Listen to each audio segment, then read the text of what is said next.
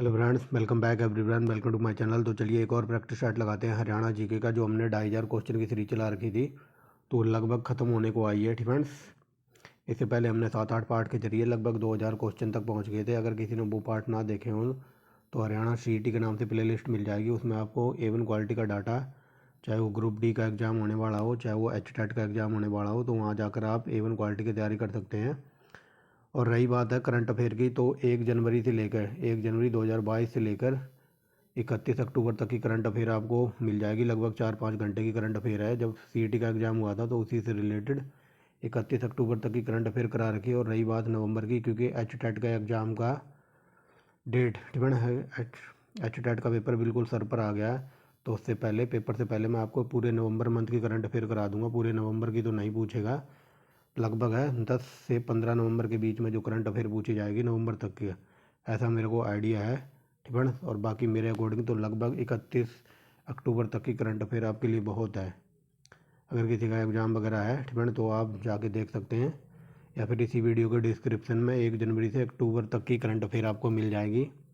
और हरियाणा के एग्ज़ाम से रिलेटेड हर वो वीडियो चाहे वो हिस्ट्री की हो, या फिर बायोलॉजी वगैरह की हो, साइंस की हो, या फिर world geography, Indian geography, Indian economy वगैरह, वो सब कुछ डिटेल में पड़ा हुआ है चैनल पर। बस आपको ढूंढने की देर है और वहाँ पर पहुँचने की देर है। ठीक है। जो UPSC लेवल की बुक है, वहाँ से अपनी A1 क्वालिटी की state PCS, HCS, Bihar PCS, Madhya Pradesh PCS की जो सीरीज चल रही है, तो आप वहाँ जाके रिवीजन कर सकते हैं।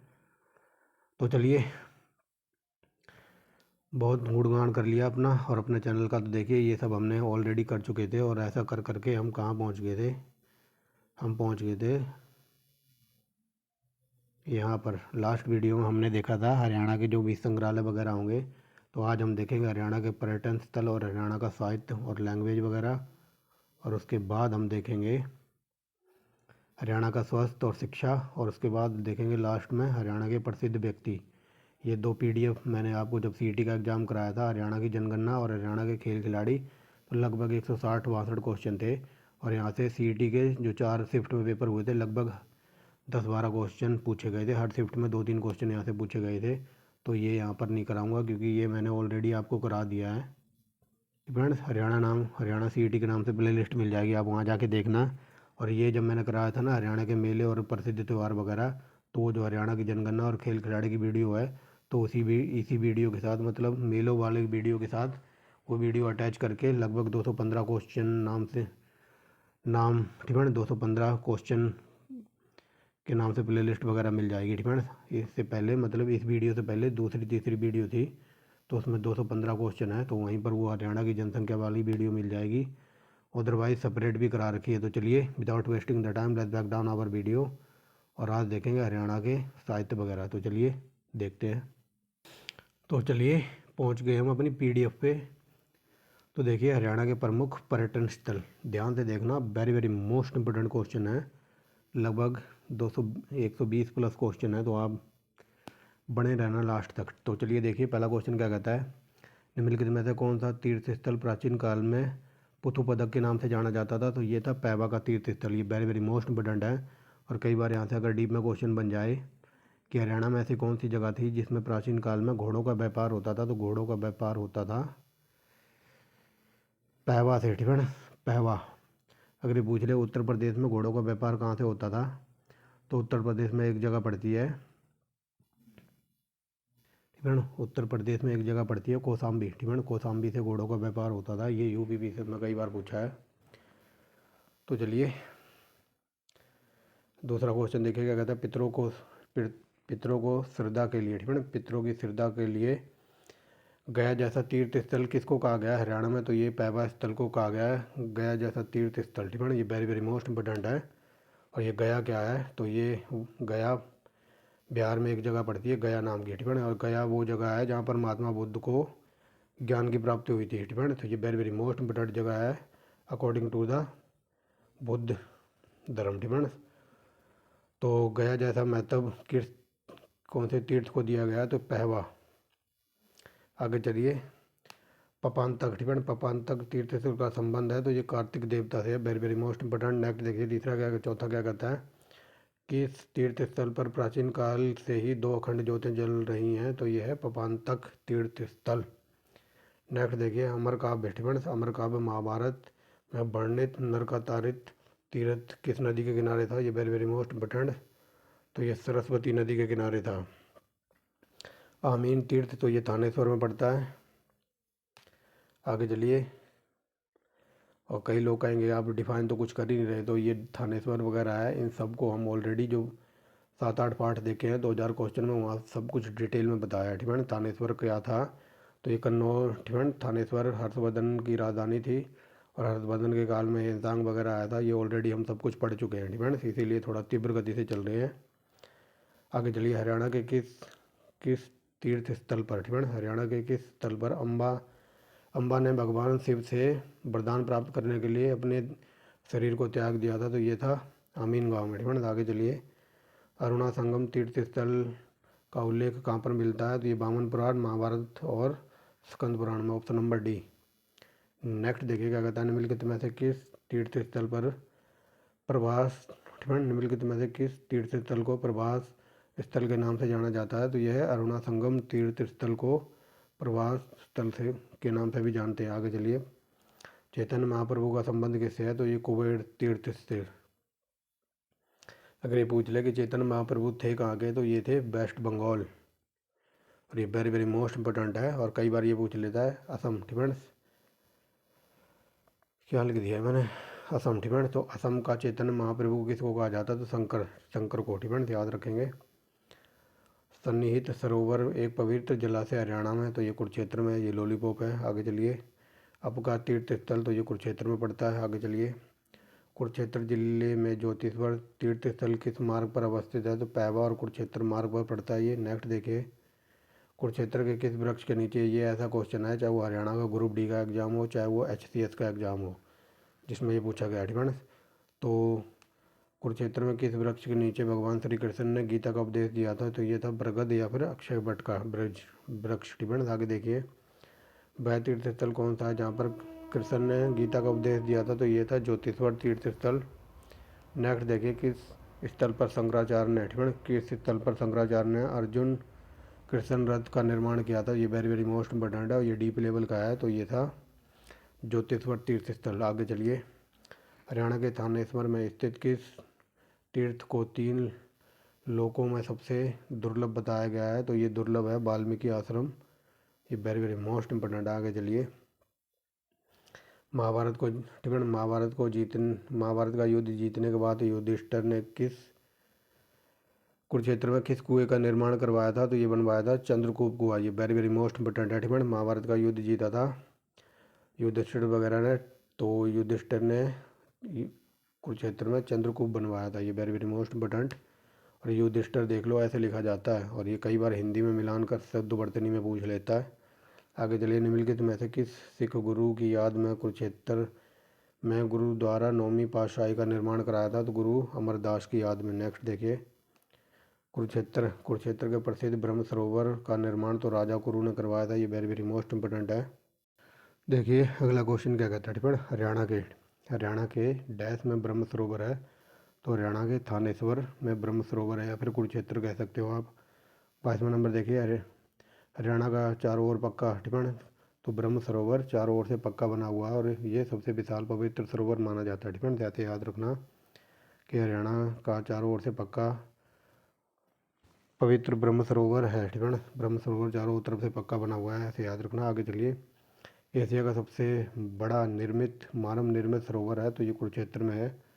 आगे चलिए अलबरूनी, ठीक है, ये वेरी वेरी मोस्ट इंपॉर्टेंट है, एकदम डीप लेवल का क्वेश्चन है कि जो अलबरूनी था तो इसने अपनी जो किताब थी किताब उल हिंद, तो इसमें जैसे ब्रह्म सरोवर को देखा था इसने, तो इसको एक झील का संज्ञा दे दी थी। ठीक है, ऐसे याद रखना अलबरूनी ने अपनी प्राचीन किताब उल हिंद में ब्रह्म सरोवर को देखा था, तो इसने कहा था ये तो एक झील है। ठीक है, तो झील का उल्लेख किया था इसने। ये वेरी वेरी मोस्ट इंपॉर्टेंट है, और कई बार ये पूछ लेता कि अलबरूनी किसके साथ इंडिया में आया था?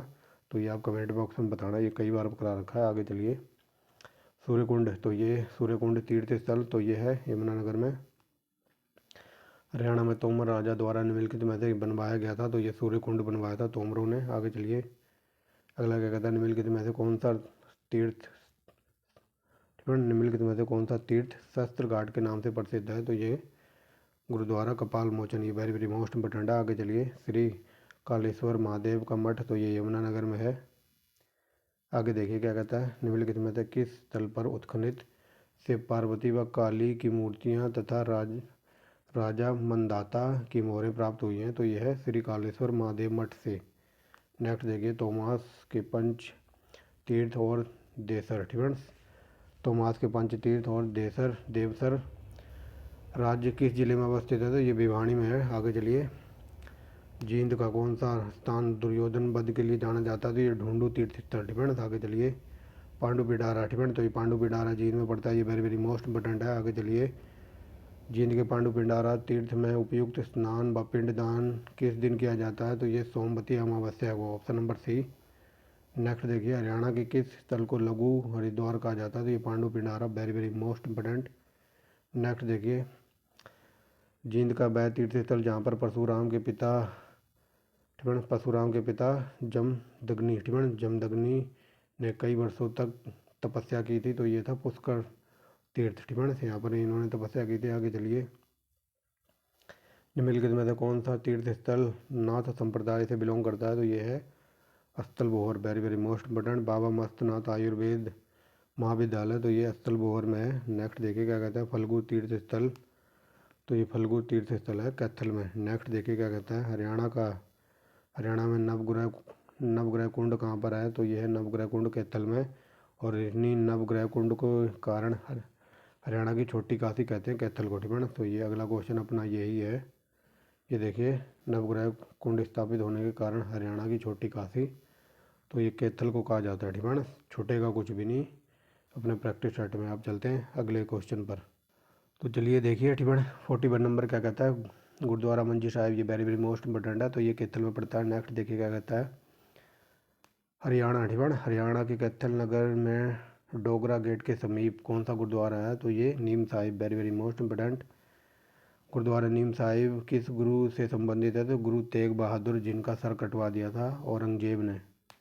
आगे चलिए, किस पवित्र सरोवर का पानी सतयुगों से लेकर आज तक सूखा नहीं है? तो ये पुंडरीक सरोवर। नेक्स्ट देखिए, पुंडरीक सरोवर पर नागदैठिमन पुंडरीक सरोवर पर नाग हृदय कुंड का निर्माण, तो ये 1987 में करवाया था, वेरी वेरी मोस्ट इंपोर्टेंट। आगे चलिए, निम्नलिखित में से कौन सा धर्म व ऐतिहासिक स्थल लाखन माजरा में अवस्थित है? तो ये श्री सिंह साहिब गुरुद्वारा, ठीक है। और ये देखिए, A1 क्वालिटी के क्वेश्चन है ये।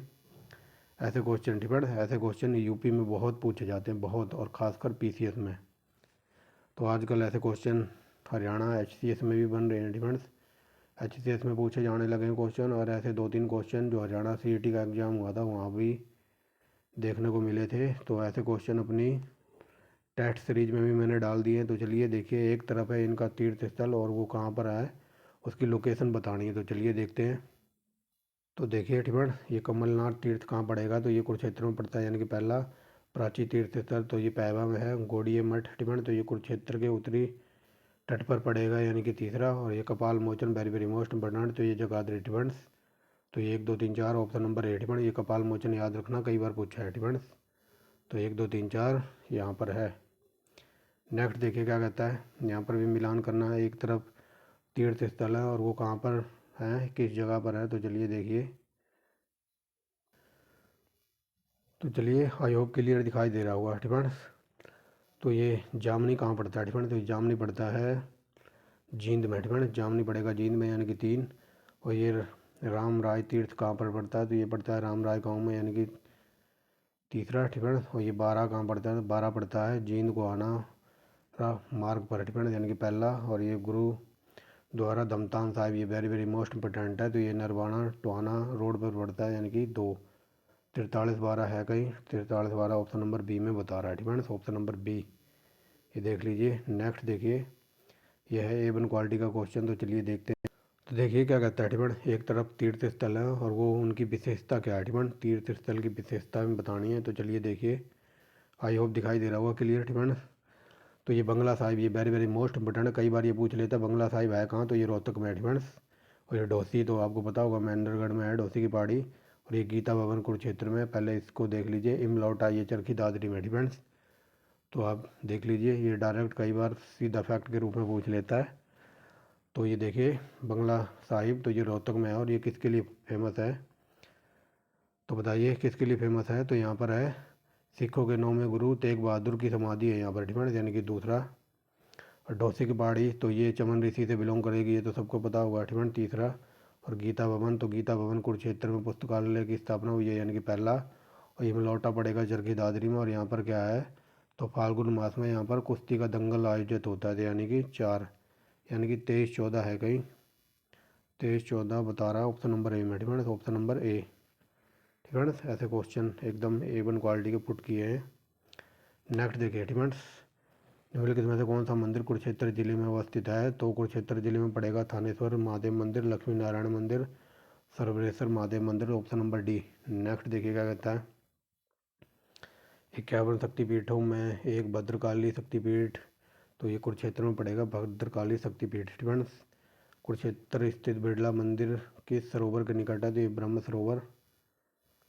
नेक्स्ट देखिए क्या कहता है, कुरुक्षेत्र के किस मंदिर की दीवारों पर भगवत गीता का सुलेख, क्या बोल रहा हूँ, श्लोक लिखे हुए हैं। तो ये बिरला मंदिर की दीवारों पर महाभारत के टाइम के श्लोक लिखे हुए हैं, श्लोक या फिर अभिलेख कह सकते हो आप। आगे चलिए मन में फ्रेंड्स, निम्नलिखित में से कौन सा मंदिर महेंद्रगढ़ में है। तो महेंद्रगढ़ में पड़ेगा चामुंडा देवी मंदिर, ये वेरी वेरी मोस्ट इम्पोर्टेंट है, प्राचीन शिव मंदिर। और ये मोड़वाड़ा मंदिर, तो ऑप्शन नंबर डी। नेक्स्ट देखिए, हरियाणा के महेंद्रगढ़ जिले में मोड़वाड़ा मंदिर किसको समर्पित है, तो भगवान शिव को, महादेव को डिफेंस। आगे चलिए, निम्नलिखित में से कौन सा मंदिर कैथल में है। तो कैथल में अंबिकेश्वर महादेव मंदिर, ब्रज केदारेश्वर मंदिर और ये राधेश्याम मंदिर, तो ऑप्शन नंबर डी। आगे चलिए, कैथल स्थित डिफेंस, कैथल स्थित 11 रुद्री देवी डिफेंस, क्या बोल रहा हूँ, कैथल स्थित 11 रुद्री शिव मंदिर का मूल निर्माण किसने करवाया था। तो महाराजा युधिष्ठिर ने डिफेंस। पलवल में स्थित प्रसिद्ध मंदिर कौन सा है, तो पंचवटी का मंदिर, ये हजारों बार ग्रुप CD एग्जाम में पूछा है। आगे चलिए, माता शीतला डिफेंस, तो शीतला माता का मंदिर है गुरुग्राम में। अगर ये पूछ ले कब बना था, तो ये 1650 में बना था और उस टाइम हमारे देश पर था मुगलों का राज डिफेंस, तो ये मुगल काल का है, याद रखेंगे डिफेंस। तो आगे देखिए, शीतला देवी का मंदिर का निर्माण तो ये बता दिया 1650 में हुआ था। नेक्स्ट देखते हैं, नेक्स्ट देखिए क्या कहता है डिफेंस, हरियाणा का जो शीतला माता मंदिर है, तो ये मैंने बता दिया ना कि इस पैटर्न पर डिज़ाइन किया हुआ है, तो ये मुगलई शैली पर डिफेंस, मुगलई शैली पर ये डिज़ाइन है डिफेंस, समझ गए होंगे। तो ये मुगलई शैली पर डिज़ाइन किया हुआ है शीतला माता का मंदिर, जो कि बना था कब, 1650 में, कहाँ पर, गुरुग्राम में डिफेंस। तो ये देख लीजिए, अपने 2500 क्वेश्चन चल रहे हैं और इसके बाद ना तो आपको हरियाणा GK पढ़ने की ज़रूरत है, क्योंकि एकदम हम जीरो से एकदम हार्ड लेवल पर चले और यहाँ से क्वेश्चन ना तो बाहर गया है डिफेंस, ना ही जाएगा, क्योंकि जो बच्चे शुरू से जुड़े हुए हैं CET से डिफेंस, तो CET के एग्ज़ाम में देख लिए होंगे कहाँ से क्वेश्चन पूछे गए थे हरियाणा GK के। लेकिन आप एक एक एक मिनट इस हरियाणा GK को रख दो साइड में। हरियाणा GK के अलावा भी जो क्वेश्चन CET में पूछे गए थे वो थे एकदम डीप लेवल के। बात करूँ तो इंडियन इंडियन इकोनॉमी के एकदम डीप लेवल में क्वेश्चन थे, और उसके बाद जो इंडियन हिस्ट्री डिफेंस, जो हिस्ट्री के क्वेश्चन पूछे गए थे वो भी एकदम डीप लेवल के थे। तो ये ना हो कि आप सिर्फ हरियाणा GK ही पढ़ते रहो डिफेंस, ये ना हो कि आप हरियाणा GK पर ही फोकस करते रहो इन 25 क्वेश्चनों पर डिफेंस। ये तो 2500 करा दिए 25 की जगह, और आपको ना तो यहाँ से अलग पढ़ने की ज़रूरत है। अगर फिर भी किसी को लगे कि ये 2500 भी कम है, तो भाई आप लोग टाइम वेस्ट कर सकते हो दूसरी जगह जाके, दूसरे चैनलों पर हरियाणा GK के लिए। जो अपना प्राइम टारगेट था वो मैंने पूरा कर दिया 2500 क्वेश्चनों का। ना तो क्वेश्चन इतनी डीप में मैंने पढ़ाया, ना तो इतनी डीप में क्वेश्चन बनेंगे, लेकिन जब भी फिर भी मैंने डीप में पढ़ा दिया है। अगर आप लोगों को लगता है ये क्वेश्चन भी कम है डिपेंड, थोड़े लो लेवल के हैं, तो आप किसी और चैनल पर जाके भी हरियाणा GK के लिए बहुत सारा टाइम है आपके पास, वेस्ट कर सकते हो। और अगर किसी को टाइम कंज्यूम करना है, टाइम बचाना है, तो हरियाणा GK को रख दो साइड में, क्योंकि ये 2500 क्वेश्चन बहुत हैं। उसके बाद आप डीप लेवल में पढ़ना स्टार्ट करो Indian history defence, Indian economy और इंडियन जियोग्राफी वगैरह, क्योंकि क्वेश्चन डीप में बने हैं CET के एग्ज़ाम में, और डीप में ही बनेंगे, ग्रुप D में हो या फिर चाहे हो जो आने वाला HCS का एग्ज़ाम हो डिफेंस। तो हरियाणा GK इतनी बहुत है, उसके अंदर भी बहुत सारे सब्जेक्ट हैं डिफेंस, तो आप उनके भी फोकस करते रहिए। तो चलिए, चौरंगी नाथ डिफेंस, चौरंगी नाथ के धूणे के लिए कौन सा गांव प्रसिद्ध है? तो ये बलियाना गांव, ठीक है ना। किलोई मंदिर, तो ये रोहतक में पड़ेगा किलोई मंदिर। नेक्स्ट देखिए, निम्नलिखित में से कौन सा मंदिर यमुनानगर में है? तो यमुनानगर में सूर्य नारायण, आद्री बद्री और भगवान परशुराम का मंदिर, ऑप्शन नंबर डी। नेक्स्ट देखिए, ठीक है। नेक्स्ट देखिए क्या कहता है, यमुनानगर के सूर्य नारायण मंदिर का जीर्णोद्धार किसने करवाया था? तो ये स्वामी अखिलानंद ने, ठीक है। Very very most important. आगे चलिए, डीगल का सचिवालय कहाँ पर है? तो ये झज्जर में पड़ेगा। नेक्स्ट देखिए क्या कहता है, बैरी का रूडमल, ठीक है। बैरी का रूडमल मंदिर का निर्माण तो ये 1892 में हुआ था। आगे चलिए, ये डीप लेवल का है। देवी तालाब का शिव, ठीक है। ये देवी तालाब पड़ता है कहाँ पर? जो देवी मंदिर के अंदर कोई अगर पानीपत से हो तो देवी मंदिर के अंदर एक बहुत बड़ा स्टेडियम था, है, तालाब था, तो उसी की बात हो रही है, ठीक है।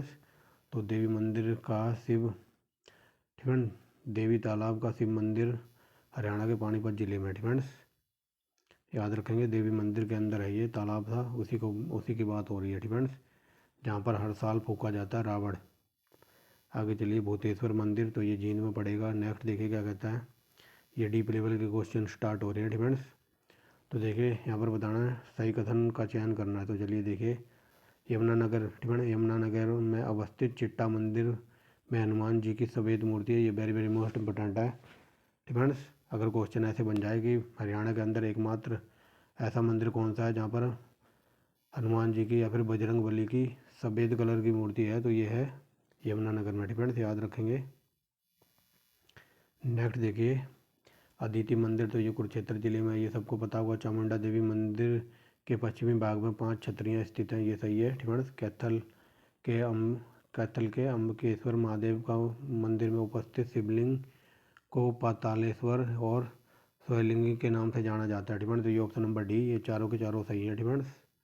ऑप्शन नंबर डी, इसको याद रखना, ठीक है। ये हनुमान जी की सफ़ेद मूर्ति कहाँ पर है? तो यमुनानगर के चिट्टा मंदिर में है। अदिति मंदिर सबको पता होगा, कुरुक्षेत्र में है।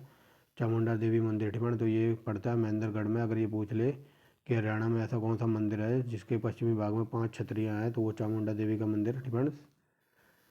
इसीलिए मैं ऐसे क्वेश्चन लेकर आता हूँ ताकि आप लोग, ठीक है, ताकि आप लोग एग्ज़ाम में जाके अटको नहीं और ना ही एग्जामिनर आपको दुखी कर सके। क्योंकि आजकल जो पेपर सेट कर रहे हैं एग्जामिनर, वो 2 फुट ऊपर से सोच रहे हैं, ठीक है। ज़रूरी नहीं है कि वो इजी क्वेश्चन रखे। तो चलिए आगे देखिए, यहाँ पर सही कथन बताना। तो चलिए देखिए, महेंद्रगढ़ के, ठीक है, महेंद्रगढ़ के बागोद गांव में अवस्थित प्राचीन शिव मंदिर का संबंध इक्ष्वाकु वंश के राजा दलीप सिंह से है। तो पहला सही है, ठीक है। ज़्यादातर जब मेरे ऐसे लंबे लंबे क्वेश्चन हो ना, बड़ी बड़ी स्टेटमेंट वाले, तो उसमें मैं आंसर डी ही रखता हूँ ताकि चारों के चारों सही हो और आपको चारों फैक्ट एकदम याद हो जाए, ठीक है। तो पहला सही है।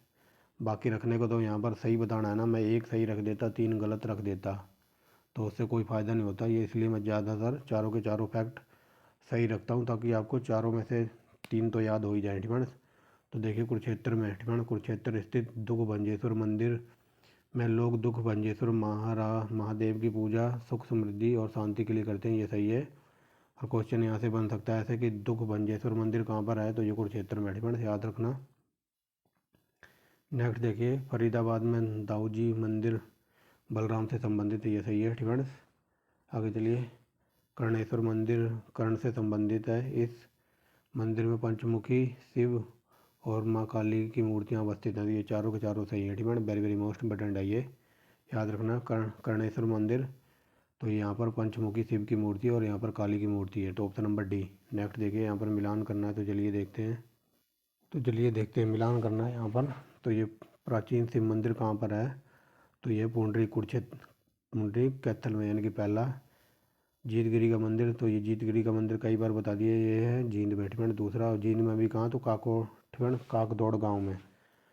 घंटेश्वर मंदिर, तो ये रेवाड़ी में, यानी कि तीसरा। और गीता मंदिर, तो ये है कैथल के मर्दाना घाट पर, यानी कि चौथा। 1 2 3 4 कहीं है, तो ऑप्शन नंबर ए में है, ठीक है। आगे चलिए, आगे देखिए, शीशे वाली मस्जिद, दीनी मस्जिद और लाल मस्जिद, तो ये रोहतक में है। वेरी वेरी मोस्ट इंपॉर्टेंट, ठीक है। आगे चलिए, और थोड़ा और तीव्र गति से चलना होगा। तो काबुली बाग मस्जिद पानीपत में है, ठीक है। नेक्स्ट देखिए, काबुली बाग मस्जिद बनवाई गई थी 1526 में। नेक्स्ट देखिए, रेवाड़ी की लाल मस्जिद, तो अकबर के शासनकाल के दौरान ये बनाई गई थी। नेक्स्ट देखिए क्या कहता है, गुरुग्राम के समीप सराय, ठीक है, गुरुग्राम के समीप सराय अलीवर्दी नामक गांव में किस मुस्लिम शासक काल की मस्जिद है? तो ये है अलाउद्दीन खिलजी। ठीक है, अलाउद्दीन खिलजी ने बनवाई थी। ठीक है, तो याद रखेंगे अलाउद्दीन खिलजी ने बनवाई थी।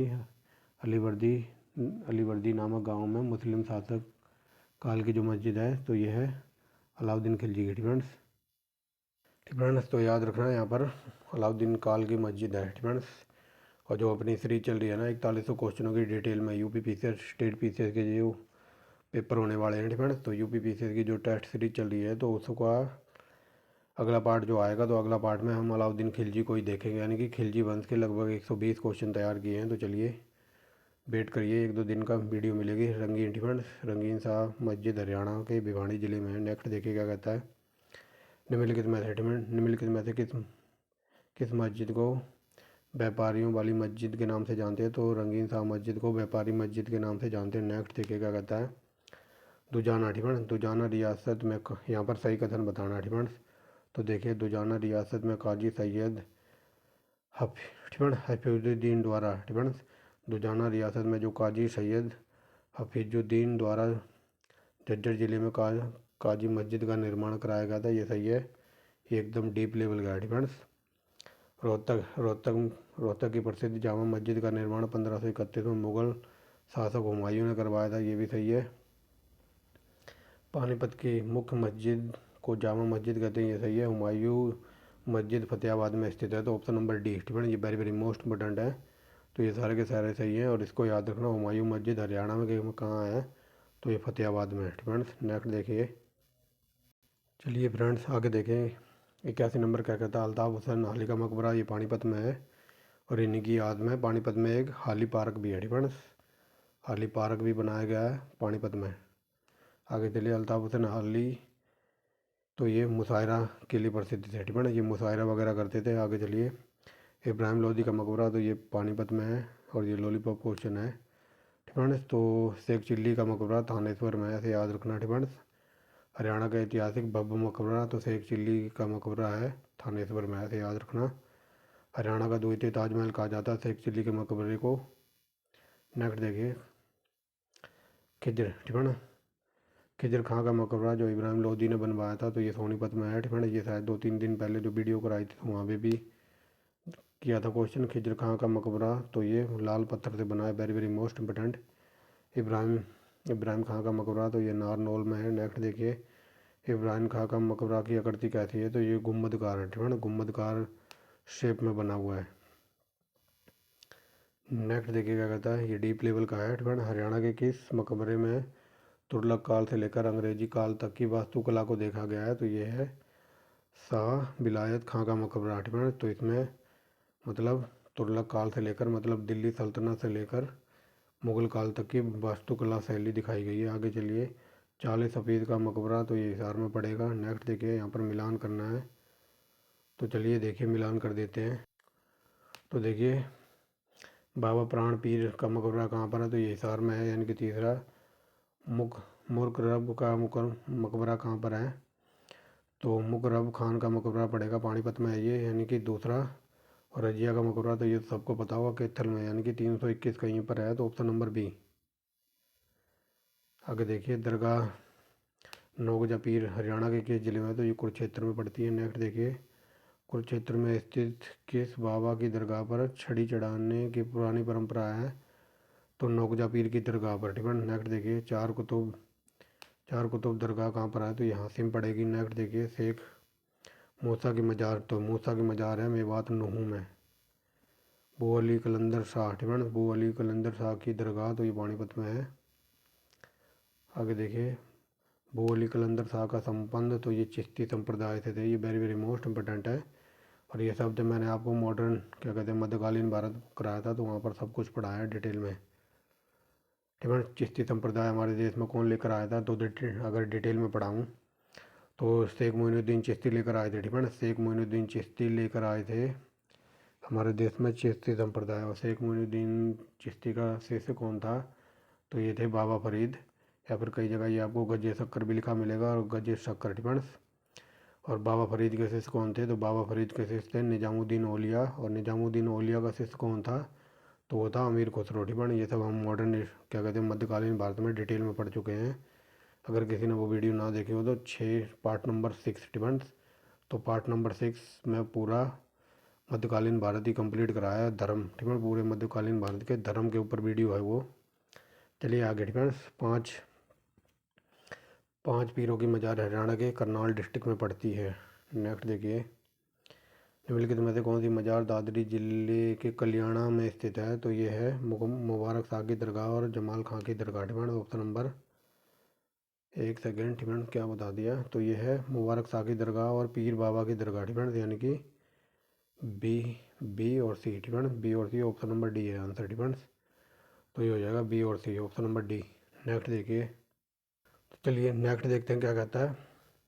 शाह मीर की मजार, ठीक है। तो शाह मीर की मजार फतेहाबाद में पड़ेगी। नेक्स्ट देखिए क्या कहता है, यहाँ पर बताना है कौन सा कथन सही है। तो चलिए देखिए कौन सा कथन सही है। बाबा मीरा नो बहार की मजार के थल के गुलहाची कस्बे में, ये सही है। मामा भांजा की दरगाह सोनीपत में, ये कई बार पूछा है, जो कि शिव मंदिर के भीतर है, ठीक है। ये सबको पता होगा कि मामा भांजे की दरगाह कहाँ पर है, तो ये सोनीपत में है। लेकिन अगर ये पूछ ले ये किसके अंदर बनाई गई, तो शिव मंदिर के अंदर है ये दरगाह। नेक्स्ट देखिए, बाबा मकसद पीर की दरगाह बरवा, ठीक है, बरवाला, तो ये हिसार में स्थित है, ये सही है। कुरुक्षेत्र में स्थित बाबा अली साद का मजार लगभग 800 साल पुराना है, ठीक है। तो ये ऑप्शन नंबर डी, ये सारे के सारे सही है। तो यहाँ पर मिलान करना, तो चलिए देखिए मिलान कर देते हैं अभी। तो चलिए आई होप क्लियर दिखाई दे रहा हुआ। एक तरफ ये दरगाह है या फिर मजार बोल लो और एक तरफ स्थान है। तो चलिए, पीर जमाल की मजार, तो ये सोनीपत में वेरी वेरी मोस्ट इम्पोर्टेंट, यानी कि पहला। और दरगाह कलंदर शाह, तो ये कैथल ये पड़ेगी। दरगाह कलंदर शाह की मजार है, तो ये है करनाल में, यानी कि 4। और सैयद रोशन अली शाह का दरगाह कहाँ पर है? तो ये है पानीपत में, यानी कि 3। और बाबा चेतन शाह पीर मजार, तो ये पड़ेगी कैथल में, ठीक है, यानी कि 2। 1432 कहीं पर है, 1432 ऑप्शन नंबर बी, ठीक है। 1432 ऑप्शन नंबर बी। तो ये देखिए ऑप्शन नंबर बी, ठीक है। बैकग्राउंड में थोड़ी नॉइज़ हो सकती है क्योंकि रेलवे ट्रैक पर गाड़ी जा रही है। आगे चलिए, अरावली का गोल का मैदान, तो ये फरीदाबाद में है, ठीक है। भरतपुर के राजा सूरजमल ने सूरज कुंड बनवाया था, ऐसे याद रखना। पिंजौर, ठीक है, पिंजौर गार्डन, तो ये पिंजौर गार्डन को यादवेंद्र गार्ड के नाम से भी जाना जाता है, ऐसे याद रखना, ठीक है। पिंजौर गार्डन का अन्य नाम क्या है? तो यादवेंद्र गार्डन, ऐसे याद रखो। आगे चलिए, हरियाणा के किस गार्डन को उत्तर भारत का नंदनवन कहते हैं? तो यादवेंद्र गार्डन या फिर पिंजौर गार्डन भी बोल सकते हो आप। आगे चलिए, हरियाणा के पिंजौर में स्थित यादवेंद्र गार्डन का डिज़ाइन तैयार किया था नवाब फिदाई खान ने, ठीक है। नेक्स्ट देखिए, पानीपत से 5 किलोमीटर दूर सनौली रोड पर, तो ये काला आम पानीपत में पड़ता है और ये एक हिस्टोरिकल प्लेस है, यानी कि युद्ध स्मारक है ये, ऐसे याद रखना। आगे चलिए फ्रेंड्स, निम्नलिखित में से कौन सा पर्यटन स्थल गुरुग्राम में है? तो ये समा नाम का जो पर्यटन स्थल है, तो ये गुरुग्राम में पड़ता है। तिलियार नामक पर्यटन स्थल, तो तिलियार झील, तिलियार नामक पर्यटन स्थल, तो ये रोहतक में पड़ेगा, देखने को, ठीक है। आगे चलिए, ताजेवाला हथनी कुंड और कालेश्वर कॉम्प्लेक्स, तो ये यमुनानगर में, वेरी वेरी मोस्ट इम्पोर्टेंट। मछुआरों का स्वर्ग हथनी कुंड को कहते हैं, ये एकदम लॉलीपॉप है और शायद आपने पहली बार सुना होगा। आगे चलिए, यहाँ पर बताना है सही कथन, ठीक है। तो चलिए, 60 दरी का निर्माण दादपुर नामक स्थान पर किया गया, ये सही है। गौरैया पर्यटन स्थल, तो झज्जर जिले के बहादुरगढ़ में स्थित है, ये सही है। राजा राजा क्या बोल रहा हूँ, राज्य में नगर पालिका द्वारा संचालित राज्य का पहला होटल जल तरंग है, ये सही है। आगे देखिए, हरियाणा पर्यटन निगम द्वारा हथनी कुंड में पिन टोल रिजॉर्ट की स्थापना की गई है, तो ये भी सही है, ठीक है। तो ये 1 2 3 4 ऑप्शन नंबर डी, ठीक है। ऑप्शन नंबर बी, ये चारों के चारों सही है, ठीक है। जो हरियाणा का जो हथनी कुंड है, तो यहाँ पर पिन टोल रेस्टोरेंट या फिर रिजॉर्ट कह लो, तो इसकी स्थापना की गई है, ठीक है। 1 2 3 4। नेक्स्ट देखिए, एक सेकेंड, अगला देखिए क्या कहता है, ठीक है। यहाँ पर बताना सही कथन। तो देखिए, फरीदाबाद के सूरज कुंड के तट पर वर्षा का पानी रोकने के लिए सीढ़ी नुमा अर्ध मंडलाकृति बांध बनाया गया है, तो ये सही है। दूसरा देखिए क्या कहता है, फरीदाबाद में स्थित डबचिक पर्यटन स्थल पर देश विदेश के सैलानी आते हैं, तो ये सही है। रेड रॉबिन होटल और रेस्टोरेंट कह लो, तो ये भिवानी में पड़ता है, ये सही है। और स्काईलार्क पानीपत में पड़ता है, ये चारों के चारों सही है। ऑप्शन नंबर बी, ठीक है ना, ये देख लीजिए ऑप्शन नंबर बी, ये चारों के चारों सही है। 16वां नंबर देखिए क्या कहता है, तो ये तो बता ही सकते हो ना देख के, ठीक है ना। तो ये मोरनी हिल तो ये अम्बाड़ा में पड़ेंगी, यानी कि डी का पहला। और ज्योतिषवर पड़ेगा कुरुक्षेत्र में, यानी कि बी का चौथा, ठीक है ना। और ये समाल का पानीपत में पड़ता है। और पैराकीट पड़ेगा पैवा कुरुक्षेत्र में, ठीक है ना, समझ के हो गए। देखिए मिला देते हैं, तो पैराकीट कहाँ पर पड़ेगा, तो ये पैवा में यानी कि तीसरा। और ये ज्योतिषवर पड़ेगा कुरुक्षेत्र में, यानी कि चौथा। समाल का पड़ता है पानीपत में, तो ये दूसरा। और ये मोरनी हिल्स अम्बाड़ा, यानी कि 34-21 है कहीं, 34-21 क्या मिला दिया, 43-21, फ्रेंड्स। एक सेकंड रुको, फ्रेंड्स। तो देखिए जो ये पैराकीट है ना, तो ये कुरुक्षेत्र में है, ठीक है। और जो ज्योतिषवर है तो ये पैवा और कुरुक्षेत्र मार्ग पर पड़ता है, ठीक है। ज्योतिषवर जो स्थान है, ठीक है, यहाँ पर गलती होगी तो इसका आंसर हो जाएगा, ठीक है, इसका आंसर हो जाएगा 43-21, ठीक है। जो पैराकीट है ये कुरुक्षेत्र में, प्रॉपर कुरुक्षेत्र में पड़ेगा, ठीक है। और ये ज्योतिषवर तीर्थ स्थल है, तो ये पैवा और कुरुक्षेत्र मार्ग पर पड़ेगा, यानी कि तीसरा। समाल का पानीपत में। और मोरनी हिल्स अम्बाड़ा, ठीक है। तो ये 43-21। हरियाणा की जो नई पर्यटन नीति तो 2008 में घोषित की गई थी या बनाई गई थी। आगे चलिए, हरियाणा पर्यटन नीति के अंतर्गत राज्य में स्थापित किया गया था, तो ये किया गया था भूमि बैंक और पर्यटन विकास परिषद, ऑप्शन नंबर सी, ये दोनों के दोनों।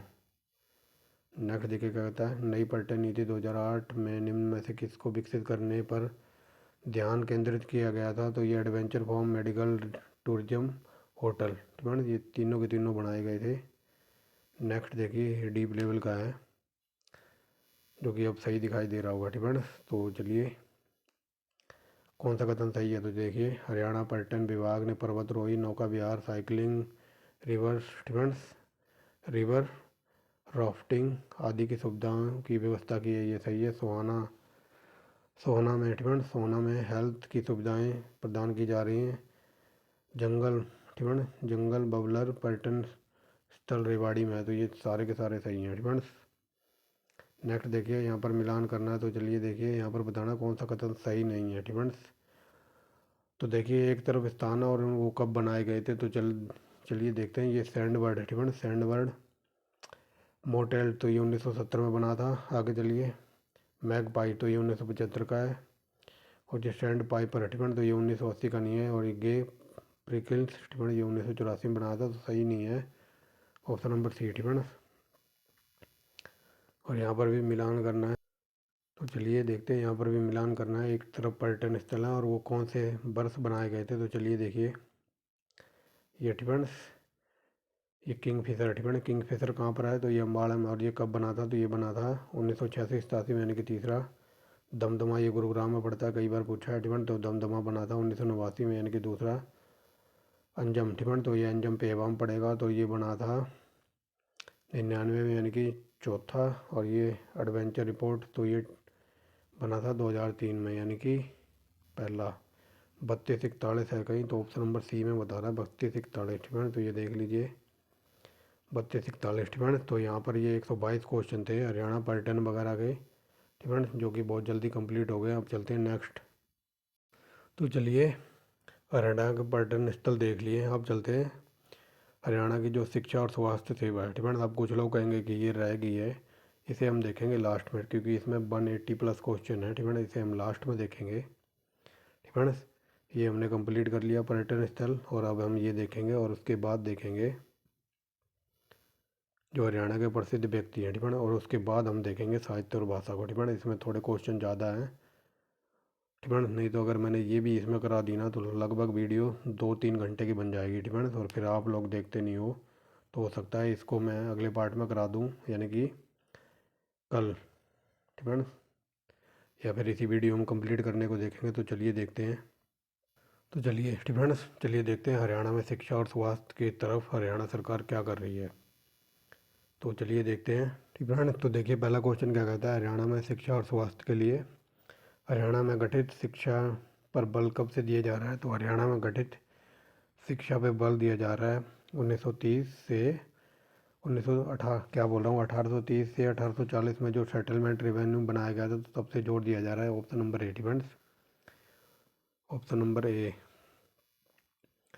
तो देख लिया वो हरियाणा में डिपेंड शिक्षा पर बल दिया जा रहा है। तो ये 1830 से 1840 के बीच जो रेवेन्यू सेटलमेंट एक्ट बनाया गया था, तब से डिपेंड। आगे चलिए हरियाणा में निम्न में से कहाँ पर 1857 के बाद विश्वविद्यालय बने थे? तो ये करनाल, रोहतक और Jhajjar. Option number D depend. ये डीप लेवल के क्वेश्चन है जो शायद ही आपको यूट्यूब पर किसी चैनल पर मिले।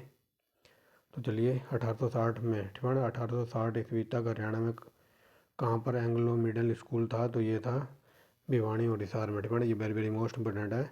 1860 में हरियाणा में कहाँ पर एंग्लो मिडिल स्कूल था? तो ये हिसार और भिवानी। नेक्स्ट देखिए क्या कहता है। अगला कहता है 1877 तक हरियाणा के लोगों का एकमात्र कॉलेज कहाँ था? तो हरियाणा के लोग कॉलेज की स्टडी करने के लिए पाकिस्तान यानी कि लाहौर में जाते थे। ठीक, एक ही कॉलेज था। आगे चलिए हरियाणा में गुरुकुलों की स्थापना 1875 में की गई थी। वर्ष 2011 की जनगणना के अनुसार हरियाणा की साक्षरता दर है 75.6%। ये वेरी वेरी मोस्ट इंपॉर्टेंट है। और साक्षरता की दृष्टि से हरियाणा 22वें नंबर पर आता है इंडिया में। नेक्स्ट देखिए हरियाणा में सबसे शिक्षित शहर है? तो ये गुरुग्राम है। लेकिन हरियाणा की जो CET एग्ज़ाम हुआ था, वहाँ पर ये पूछा था कि हरियाणा में सबसे ज़्यादा महिलाएं कौन से शहर की पढ़ी लिखी हुई हैं? तो गुरुग्राम ही आंसर आ जाएगा। डिपेंड्स। आगे चलिए हरियाणा में न्यूनतम साक्षरता महिला दर कहाँ पर है? तो मेवात की महिलाएं सबसे ज़्यादा कम पढ़ी लिखी हैं। डिपेंड्स। आगे चलिए नेक्स्ट देखिए हरियाणा के किस अधिनियम के अंतर्गत बच्चों को निःशुल्क शिक्षा या फिर अध्ययन सामग्री प्रदान की जाती है? तो ये की जाती है शिक्षा अधिकार अधिनियम 2011। डिपेंड्स। यानी कि जो पढ़ाई लिखाई की जो सरकारी स्कूलों में पुस्तकें वगैरह यानी कि बुक्स वगैरह फ्री दी जाती हैं, तो ये शिक्षा अधिकार अधिनियम 2011 के अकॉर्डिंग। आगे चलिए हरियाणा में प्रत्येक जिले में एक मॉडल स्कूल की स्थापना तो ये 1907 में की गई थी। नेक्स्ट देखिए क्या कहता है। हरियाणा में प्राथमिक और माध्यमिक शिक्षा का निदेशालय स्थित है? तो ये Panchkula. Very very most important. Next देखिए आर्थिक सर्वेक्षण 2021-22 के अनुसार वर्तमान में हरियाणा में प्राथमिक स्कूलों की संख्या कितनी है? डिपेंड्स। यानी कि जो प्राइमरी स्कूल है हरियाणा के अंडर 2021-22 की रिपोर्ट आई है, तो उसके अंडर 1 से यानी कि प्राइमरी स्कूल 1 से 5वीं क्लास तक के, तो ये 8,743 स्कूल हैं। डिपेंड्स। याद रखेंगे हरियाणा का जो HBSC की बात हो रही है, तो HBSC यानी कि हरियाणा विद्यालय शिक्षा बोर्ड, तो ये 1969 में ये बना था। डिपेंड्स। याद रखेंगे। कहा है ना छुटेगा कुछ नहीं, एकदम जीरो से ऊपर। डिपेंड यानी कि जीरो से ऊपर अपर लेवल तक चलेंगे, एकदम हार्ड लेवल तक। तो चलिए जो हरियाणा का जो भिवानी में है ना जो शिक्षा बोर्ड थी, उसकी बात हो रही है। तो हरियाणा स्कूल बोर्ड को किस वर्ष 1981 में ट्रांसफ़र कर दिया था? तो ये भिवानी में ट्रांसफ़र किया गया था। डिपेंड। और ये पहले कहाँ पर था? तो ये पहले था CHD यानी कि चंडीगढ़ में था, और ये 1969 में बना था। डिपेंड। और फिर 1981 में इसको चंडीगढ़ से उखाड़ कर भिवानी में लगा दिया गया था। ऐसे याद रखना। आगे चलिए हरियाणा विद्यालय शिक्षा बोर्ड वर्ष 1987 में पहली बार परीक्षा आयोजित कराई थी। तो हरियाणा का जो HBSC की बात हो रही है, ठीक है, HBSC की बात हो रही है। तो हरियाणा में कोई जो शिक्षा बोर्ड है, तो इसने पहली बार 12वीं की परीक्षा कब कराई थी? तो 12वीं का परीक्षा कराई थी 1987। ठीक है। तो HBSC ने 12वीं की परीक्षा कब कराई थी? तो ये 1987 में कराई थी। याद रखेंगे। आगे चलिए हरियाणा के अंदर जो सेमेस्टर सिस्टम कब आया था? तो ये आया था 2006-07 में। ठीक है। वेरी वेरी मोस्ट इंपॉर्टेंट है। जो हरियाणा विद्यालय शिक्षा बोर्ड ने सेमेस्टर सिस्टम कब से लागू किया था हरियाणा में? तो ये 2006-07 का आया था। ठीक है। याद रखेंगे। हरियाणा शैक्षणिक अनुसंधान व शिक्षण परिषद की स्थापना 1989 में, तो ये गुरुग्राम में की गई थी। Very very most important. Beti Bachao Beti Padhao, तो ये वर्ष 2015 की योजना है। 22 जनवरी 2015 की। आगे चलिए केंद्र सरकार द्वारा आरोही मॉडल स्कूल योजना हरियाणा में कहाँ से शुरू की गई थी? तो हरियाणा में 11-12 में स्टार्ट की थी, और आई थिंक हिसार से। ठीक है। आगे देखिए। तो देखिए अगला क्वेश्चन क्या कहता है। राष्ट्रीय माध्यमिक शिक्षा अभियान की शुरुआत हरियाणा में 2009 से हुई थी। Very very most important. आगे देखिए हरियाणा में सर्व शिक्षा अभियान लागू हुआ था वर्ष 2002 से। अगला देखिए क्या कहता है, मध्यम टिप्पण माध्यम भोजन योजना को किसके अंतर्गत सम्मिलित किया गया है टिप्पण, ये समझ नहीं आ रहा होगा आपको। यानी कि जो प्राइमरी स्कूल वगैरह होते हैं ना सरकारी स्कूलों में, जो उसमें मिड डे मील मिलता है ना टिप्पण, जो रिसेस होती है, रिसेस की बेल बजती है तो उसमें मिड डे मील मिलता है टिप्पण। तो मिड डे मील अगर ये पूछ ले मिड डे मील कब से स्टार्ट हुआ है, तो ये 1995 से योजना चल रही है टिप्पण। तो मिड डे मील में किस किस को शामिल किया है, तो सरकारी प्राथमिक विद्यालयों को, स्थानीय विद्यालयों को और राजकीय सहायता प्रदान विद्यालयों को टिप्पण। तो ये ऑप्शन नंबर डी, ये सारे के सारे विद्यालयों को शामिल किया गया है मिड डे मील के योजना के अकॉर्डिंग टिप्पण। वेरी वेरी मोस्ट इंपॉर्टेंट है ये। आगे चलिए, हरियाणा सरकार द्वारा किस वर्ष शिक्षा का अधिकार अधिनियम के अंतर्गत निःशुल्क शिक्षा का प्रावधान, तो ये 2011 का अधिनियम है जो कि ऊपर बता दिया है टिप्पण। आगे देखिए क्या कहता है, अगला देखिए क्या कहता है, मुख्यमंत्री टिप्पण मुख्यमंत्री विद्यालय सौंदर्य योजना के अंतर्गत राज्य के कितने विद्यालयों का सौंदर्यीकरण के लिए कितनी धनराशि, तो ये 50,000 की धनराशि दी जाती है सौंदर्यीकरण के लिए विद्यालयों को। आगे चलिए, मुख्यमंत्री विद्यालय सौंदर्यीकरण योजना के अंतर्गत राज्य स्तर पर विजेता स्कूल को 5 लाख रुपए का इनाम मिलता है, ऐसे याद रखना। नेक्स्ट देखिए क्या कहता है, हरियाणा सरकार ने वर्ष 2010 में किस भाषा को द्वितीय राज्य की भाषा प्रदान किया था, तो ये पंजाबी भाषा को टिप्पण, और ये सीईटी में पूछा हुआ था। आगे चलिए, शारीरिक विकलांग के लिए आवासीय विद्यालय की स्थापना तो पानीपत में की गई है, ये वेरी वेरी मोस्ट इंपॉर्टेंट है। आगे चलिए, BR अम्बेडकर ने किस टिप्पण हरियाणा सरकार ने वर्ष 2005-06 में टिप्पण, तो 5-6 में जो मेधावी छात्रों के लिए अम्बेडकर योजना चलाई जा रही है टिप्पण, जैसे याद रखना, ये वेरी वेरी मोस्ट इंपॉर्टेंट है टिप्पण। हरियाणा सरकार ने किस वर्ष डॉक्टर BR अम्बेडकर मेधावी छात्र योजना स्टार्ट की थी, तो 2005-06। नेक्स्ट देखिए यहाँ पर क्या कहता है, यहाँ पर बताना है, सही कथन का चयन करना। तो चलिए, सर्व शिक्षा अभियान को हरियाणा शिक्षा परियोजना परिषद के द्वारा संचालित किया जा रहा है, तो ये सही है टिप्पण। तो ये जो सर्व शिक्षा अभियान है, तो टिप्पण हरियाणा परियोजना परिषद द्वारा इसको देख रेख की जा रही है इसकी। आगे चलिए, नगद पुरस्कार योजना की शुरुआत हरियाणा सरकार ने वर्ष 2008-09 में की थी, ये सही है। हरियाणा में बालिकाओं के लिए स्नातक तक मुफ्त शिक्षा व्यवस्था की जा रही है टिप्पण। तो ये तो पढ़ के मुझे सही नहीं लग रहा है टिप्पण, बाकी हरियाणा सरकार है कर भी सकती है। मतलब यहाँ पे कह रहा है कि जो छोटी बच्चियाँ हैं तो उनको स्नातक यानी कि डिग्री तक हरियाणा सरकार मुफ्त पढ़ाने की योजना बताई जा रही है टिप्पण। तो ये सही लग रहा है, बाकी ऐसा है नहीं टिप्पण। आगे चलिए, ये जो योजनाएं वगैरह हैं तो ये ऑन पेपर टिप्पण, कागजी दिखावा है बाकी टिप्पण। आगे चलते हैं, कस्तूरबा गांधी बालिका विद्यालय योजना के अंतर्गत लड़कियों के लिए आवासीय स्कूल स्थापित किए जा रहे हैं, तो ऑप्शन नंबर डी, ये सारे के सारे सही हैं टिप्पण। आगे चलिए, हरियाणा टिप्पण हरियाणा राज्य में कुल कितने केंद्रीय विद्यालय हैं, तो ये हैं 23।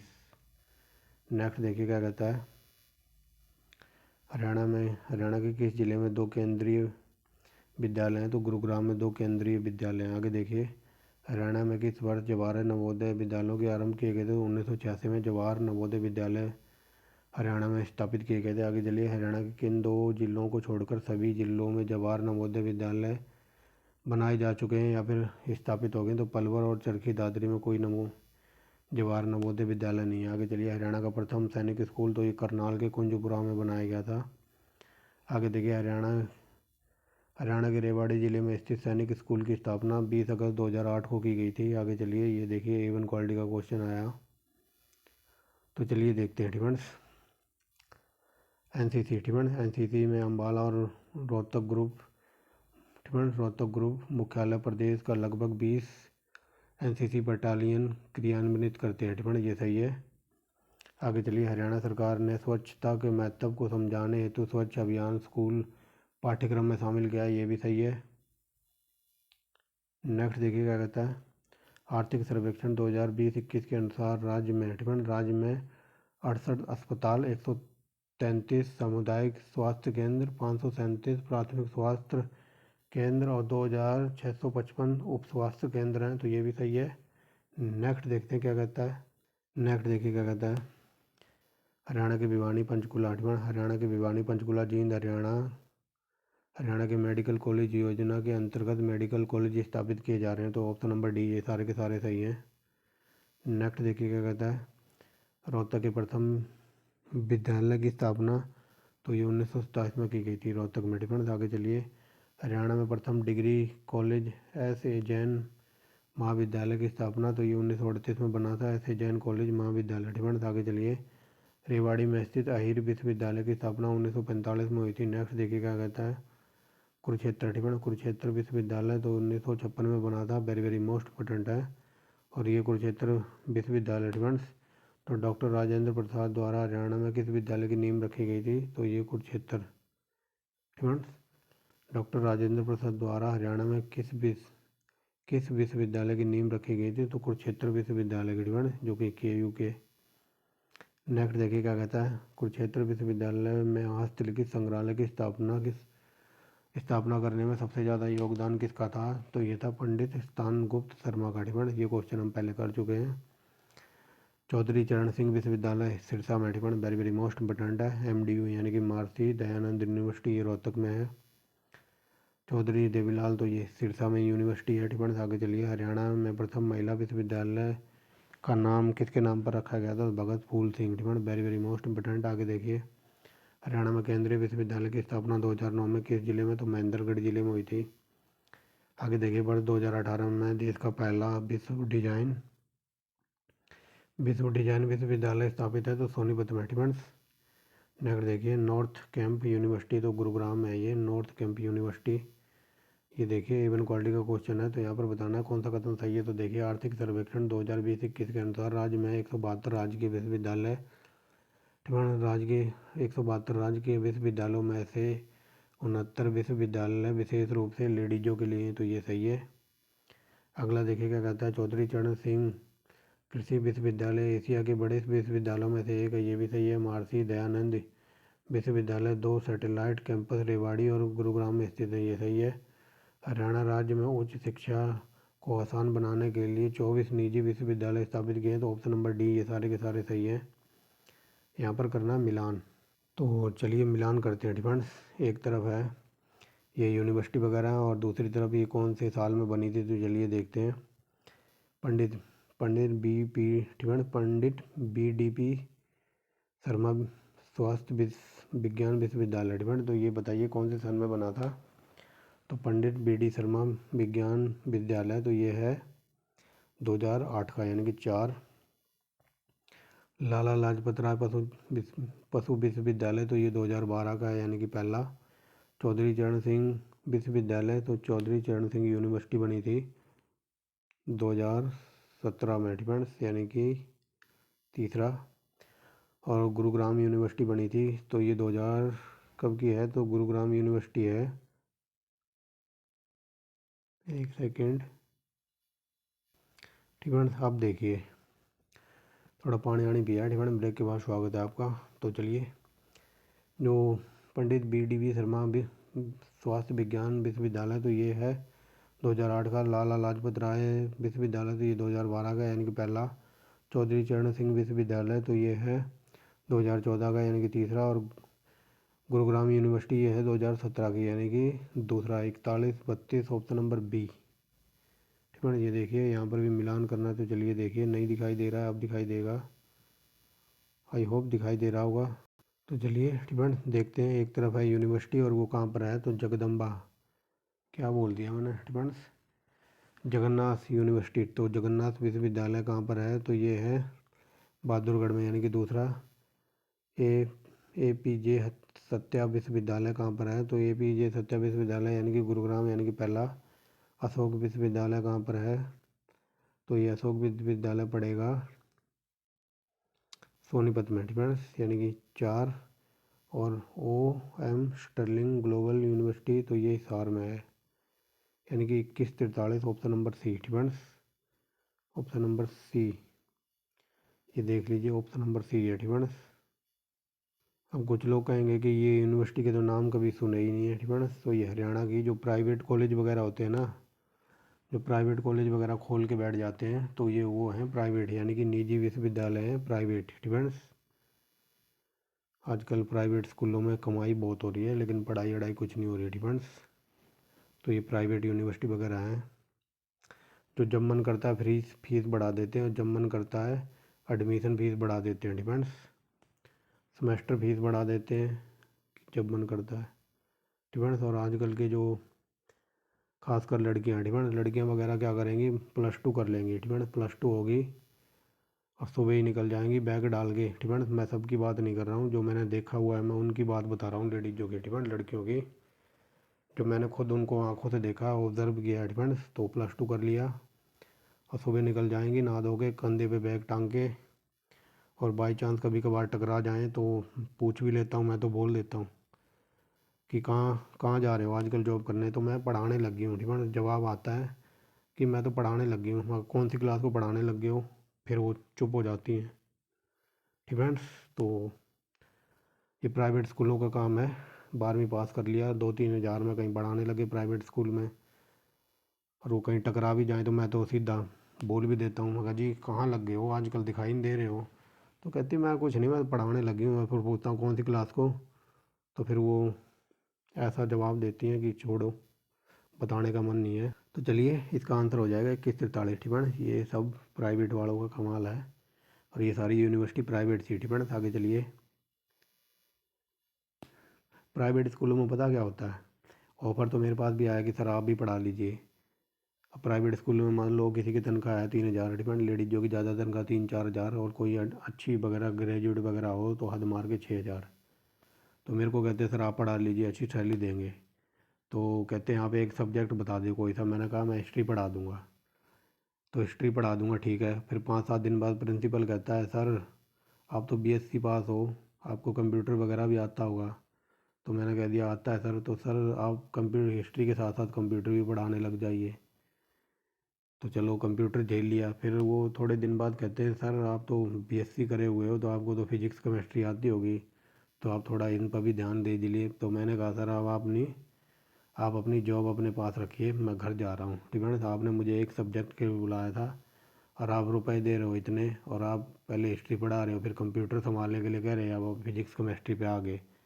तो मैंने कहा सर अब आप अपनी जॉब अपने पास रखिए, हम चलते हैं अपने घर की तरफ, ठीक है। हम कुछ और ही काम कर लेंगे सिवाय आपके जो ये 4-5 सब्जेक्ट हैं। कल को आप ये कहोगे कि आप हिस्ट्री को छोड़िए इकोनॉमिक्स भी पढ़ाइए, तो अपने बस का नहीं है। अपना जो काम है एक सब्जेक्ट का मैं वो पढ़ा सकता हूँ, अदरवाइज़ अगर 10। तो चलिए कहाँ थे हम, ठीक है। तो इसका आंसर हो जाएगा 2143, ठीक है। बातें वगैरह बहुत हो गई हैं, बाकी प्राइवेट नौकरी तो ऐसी है, ठीक है। चली तो चांद तक और नहीं चली तो फिर शाम तक, ठीक है। एक दिन भी काटना मुश्किल हो जाता है। तो चलिए आगे चलते हैं, ठीक है। राजीव गांधी एजुकेशन सिटी बनाई गई है, तो ये कुंडली सोनीपत में, ठीक है। नेक्स्ट देखिए एजुसेट, ठीक है। एजुसेट प्रोजेक्ट की शुरुआत किस योजना के अंतर्गत की है, तो सॉफ्ट स्किल योजना के तहत। नेक्स्ट देखिए हरियाणा में, ठीक है। हरियाणा में कितने सरकारी कॉलेजों में इंग्लिश लैब बनाई गई है, तो ये 25 सरकारी कॉलेजों में इंग्लिश लैब देखने को मिलेगी आपको। नेक्स्ट देखिए अगला क्या कहता है 57 नंबर, ठीक है। 57 नंबर देखिए महिला छात्र, ठीक है। महिला छात्र सशक्तिकरण योजना के अंतर्गत किस वर्ष महिला कक्षाओं को सेंटर ऑफ एक्सीलेंस में परिवर्तित कर दिया गया, तो वर्ष 2008-9 में, ठीक है। आके देखिए ये क्वेश्चन यहाँ से कैसे ऐड हो गया, ठीक है। तो NDRI अनुसार, ठीक है, NDRI ये हरियाणा के करनाल डिस्ट्रिक्ट में है। आगे देखिए राष्ट्रीय पशु अनुवांशिकी संस्थान ब्यूरो, तो ये करनाल में ही है। नेक्स्ट देखिए हरियाणा, ठीक है। हरियाणा में निम्नलिखित में से किस शहर में 8वां भारतीय प्रबंधन संस्थान है, तो ये रोहतक में पड़ेगा। आगे चलते हैं। तो नेक्स्ट देखिए क्या कहता है, ठीक है। राजकीय फुटवेयर इंस्टीट्यूट, तो ये रेवाड़ी में पड़ेगा। अगला देखिए हरियाणा, ठीक है। हरियाणा के कुरुक्षेत्र जिले में राष्ट्रीय प्रौद्योगिकी संस्थान की स्थापना 1963 में की गई थी। दीनबंधु छोटू विज्ञान प्रौद्योगिकी विश्वविद्यालय, तो ये सोनीपत डिस्ट्रिक्ट में है। नेक्स्ट देखिए क्या कहता है हरियाणा में स्थापित प्रथम सरकारी इंजीनियरिंग कॉलेज कौन सा था, तो ये था दीनबंधु छोटू राम विज्ञान प्रौद्योगिकी विश्वविद्यालय, ठीक है। आगे देखिए JC बोस, ठीक है। JC बोस विज्ञान प्रौद्योगिकी संस्थान हरियाणा के किस जिले में है, तो ये फरीदाबाद में है JC बोस। नेक्स्ट देखिए गुरु जम्बेश्वर विज्ञान प्रौद्योगिकी विश्वविद्यालय हिसार में कब बनाया था, तो ये 20 अक्टूबर 1995 में बना था, ठीक है। आगे देखिए ठीक है। भारतीय सूचना प्रौद्योगिकी संस्थान की कक्षाएं वर्ष 2015 के सत्र में आरंभ की गई थी, तो ये NIT कुरुक्षेत्र में। नेक्स्ट देखिए क्या कहता है चौधरी चरण सिंह यूनिवर्सिटी टिबन चौधरी चरण Singh state university of engineering and technology की स्थापना ये झज्जर ज़िले में है। टिबन आगे चलिए, राष्ट्रीय घोड़ा अनुसंधान केंद्र हिसार में, तो ये 1986 में बनाया गया था। आगे देखिए, हरियाणा में किस जिले में बहुतकनीकी संस्थान का निर्माण, तो ये किया जा रहा है फरीदाबाद और कैथल। टिबन आगे चलिए, यहाँ पर मिलान करना, तो चलिए देखिए ये A1 क्वालिटी का क्वेश्चन है। तो चलिए स्टूडेंट्स देखते हैं, एक तरफ है ये शोध संस्थान और ये किस वर्ष बने थे। तो देखिए ये कई बार सीधा पूछा स्टूडेंट फैक्ट में। तो देखिए, केंद्रीय मिट्टी लवणता अनुसंधान केंद्र, तो पहले तो याद रखना ये करनाल में टिबन, और ये बना कब था, तो ये 1969 में बना था। तीसरा, राष्ट्रीय समन्वित पेट्स मैनेजमेंट शोध संस्थान, तो ये फरीदाबाद में, और ये बना था 1981 में, यानी कि 4। राष्ट्रीय भैंस अनुसंधान केंद्र, ये वेरी वेरी मोस्ट इम्पोर्टेंट है, ये हिसार में है और ये बना था 1985, यानी कि दूसरा। राष्ट्रीय मस्तिष्क शोध केंद्र, तो ये गुरुग्राम में है, इसी वजह से इसको मेडी सिटी भी कहते हैं। तो ये बना था 2002 में टिबन, तो ये बन जाएगा 34-21 ऑप्शन नंबर ए में है शायद टिबन। तो ये 34-21 ऑप्शन नंबर ए टिबन, मेडी सिटी ऑफ हरियाणा, तो गुरुग्राम। आगे देखिए, औद्योगिक परीक्षण विभाग को किस वर्ष कौशल विकास अभियान का कार्य सौंपा गया था, 2017। हरियाणा टिबन, हरियाणा की स्थापना के समय राज्य में कितने औद्योगिक परीक्षण संस्थान अवस्थित हैं, तो ये 48 टिबन। आगे चलिए, हरियाणा में राज्य के औद्योगिक संस्थानों में महिलाओं का कितना % है, तो ये 33% आरक्षण है। आगे चलिए, हरियाणा का पहला पेपरलेस विभाग कौन सा था, तो ये कौशल विकास प्रौद्योगिकी परीक्षण विभाग टिबन, ऑप्शन नंबर बी। आगे चलिए, HUHM की फुल फॉर्म है, तो Haryana urban health mission, option number ए। नेक्स्ट देखिए क्या कहता है, हरियाणा टिबन, हरियाणा में प्रथम आयुर्विज्ञान विश्वविद्यालय, तो ये 1960 में बनाया गया था। नेक्स्ट देखिए क्या कहता है, किस वर्ष रोहतक जिले में स्थित भगवत दयाल शर्मा स्वास्थ्य विज्ञान को पूर्ण आयु टिबन स्वास्थ्य विज्ञान विश्वविद्यालय को आयुर्विज्ञान के क्षेत्र में स्नातक का दर्जा प्राप्त हुआ है, तो ये 1994 टिबन। और आप देख रहे होंगे कि कई बार मैं हिंदी पढ़ते हुए एकदम अटक सा जाता हूँ टिबन, तो उसका कारण यही है कि जो मेरी ग्रेजुएशन वगैरह है, तो वो BSc IT से टिबन, टोटल इंग्लिश में, इसी वजह से थोड़ा हिचकिचा सा जाता हूँ हिंदी पढ़ते हुए टिबन। अगर इंग्लिश में पढ़ाने लग जाऊँ तो फिर, क्योंकि बच्चे तो ज़्यादातर हिंदी मीडियम के जुड़े हुए हैं और ज़्यादातर यूपी बिहार साइड वाले भी चैनल पर हैं, इसीलिए मैं ज़्यादा चैनल पर ना तो इंग्लिश यूज करता हूँ और ना ही ज़्यादा हरियाणवी भाषा बोलता हूँ टिबन। अगर मैं हरियाणवी बोलने लग जाऊँ तो फिर कई यूपी और बिहार के साइड के बच्चे जुड़े हैं, तो उनके कुछ समझ नहीं आएगा। अगर इंग्लिश बोलने लग जाऊँ तो फिर कुछ लोगों को समझ आएगा, कुछ लोगों को आएगा ही नहीं। तो इसी वजह से सबको साथ लेकर चलना है टिबन, सब अपने ही हैं, तो सबको साथ लेकर चलना है, चाहे वो हरियाणा का हो, चाहे बिहार का हो, चाहे उत्तर प्रदेश का हो।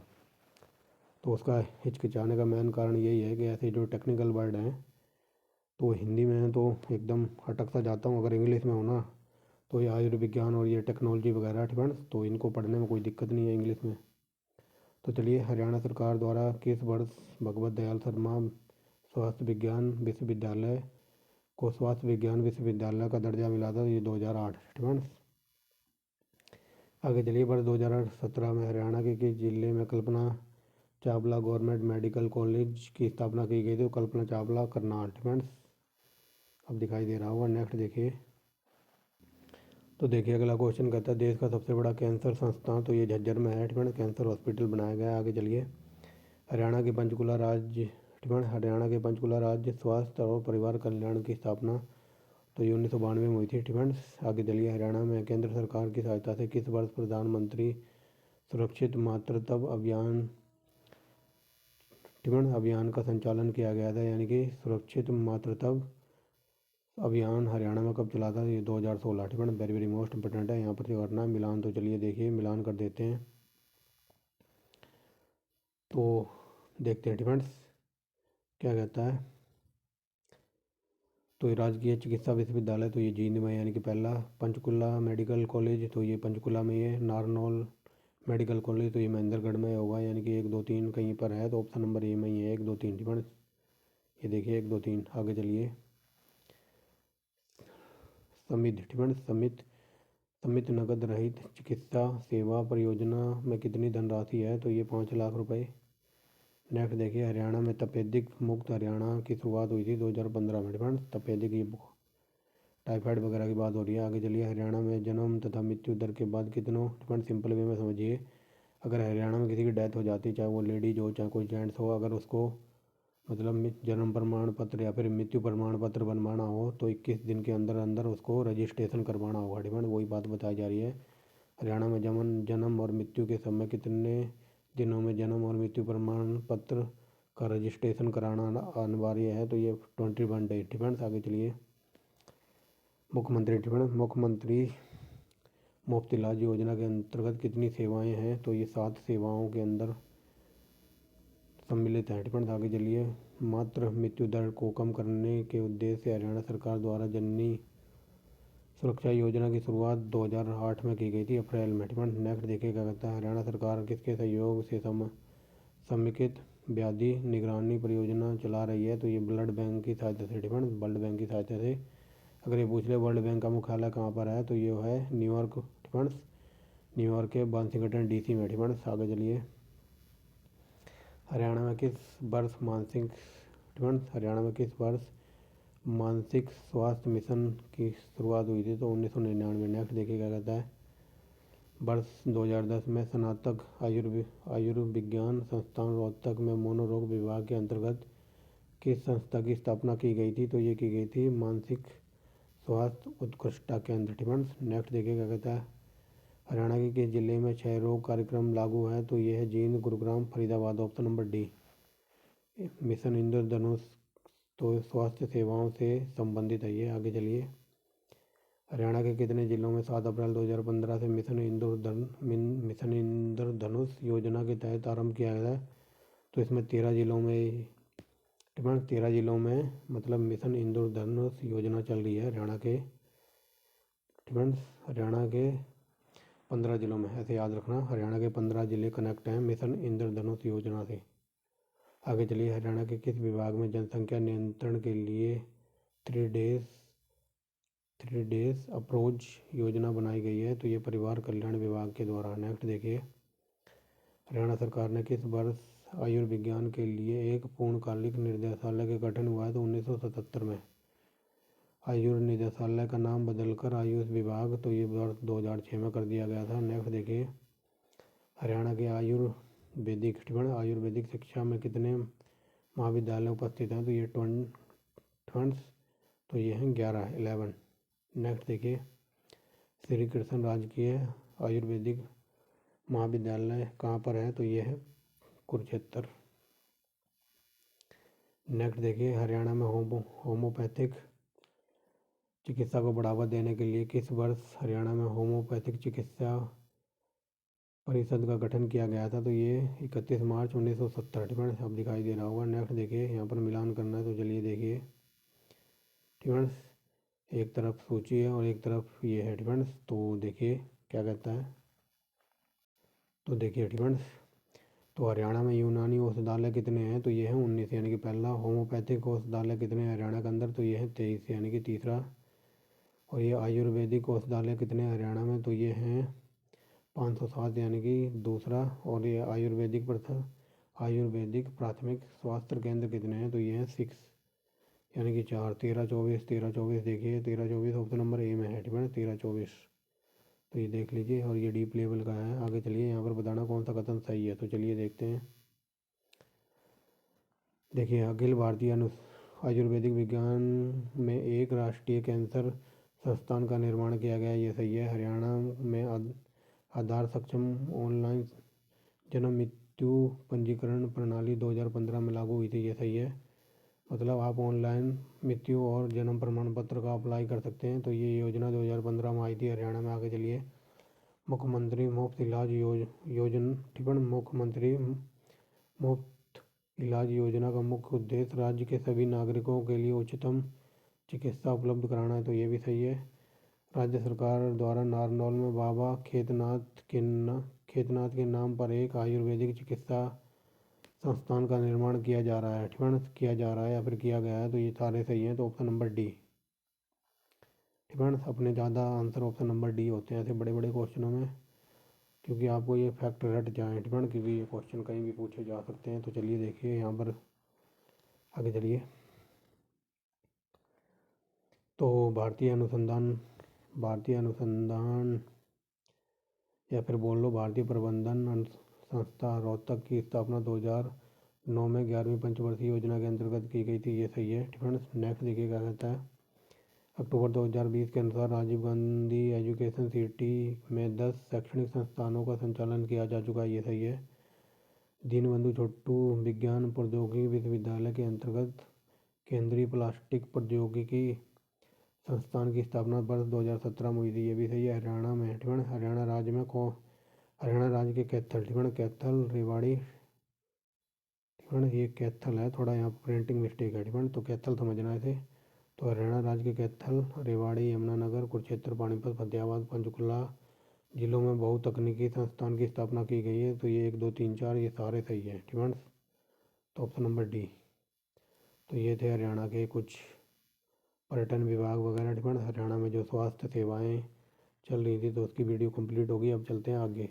तो देखिए पर्यटन स्थल हो गए फ्रेंड्स और ये स्वास्थ्य वगैरह हो गई। तो ये जो ये PDF है ना फ्रेंड्स, ये मैं कल आपको प्रोवाइड कराऊंगा रात को फ्रेंड्स। कल आपको लगभग 8-9 बजे के टाइम रात को ये वीडियो मिल जाएगी, क्योंकि इसमें क्वेश्चन है 180 फ्रेंड, क्योंकि ये फिर वीडियो बहुत लंबी हो जाएगी। अब जो लास्ट रह गया है ना तो इसको देख लीजिए। ये 2 हम ऑलरेडी पहले ही कर चुके हैं फ्रेंड्स, और ये पर्यटन वाली कर ली, स्वास्थ्य सेवाएं देख ली, और इसको मैं कल आपको प्रोवाइड कराऊंगा। आज वीरवार है ना, तो कल शुक्रवार को कल आपको शाम को 5-6 बजे तक ये वीडियो मिल जाएगी फ्रेंड्स, जो हरियाणा की भाषा और साहित्यिक है। अब इसको देख लेते हैं, और ये लास्ट है फ्रेंड्स, ये लास्ट PDF है, इसके बाद कुछ नहीं है नीचे। तो चलिए देखते हैं इसी को। तो चलिए देखिए फ्रेंड्स, ये हरियाणा के प्रसिद्ध व्यक्तियों की PDF है। तो चलिए थोड़ा तीव्र गति से ही चलेंगे फ्रेंड्स। इसमें हम देखेंगे जो हरियाणा के जो फेमस व्यक्ति वगैरह हुए थे कौन कौन थे फ्रेंड्स। तो देखिए पहला क्या कहता है। तो 606 से 606 से 647 तक थानेश्वर पर शासन करने वाले उत्तर भारत का अंतिम हिंदू सम्राट कौन था। तो ये था हर्षवर्धन। तो चलिए देख लिया होगा, पहले का आंसर हो जाएगा हर्षवर्धन फ्रेंड्स। ये अंतिम हिंदू सम्राट था जिसने राज किया था थानेश्वर पर फ्रेंड्स, समझ गए होंगे हर्षवर्धन। और ये कब से कब तक, तो ये 606 से लेकर 647 तक राज किया था। अगर क्वेश्चन यहाँ से डीप में बन जाए कि हर्षवर्धन को किसने हराया था, तो वो हराया था, वो हम आगे देखते हैं फ्रेंड्स। अभी मैंने क्वेश्चन ऐड किया है, तो आगे चलिए देखिए फ्रेंड्स, ये आ ही गया।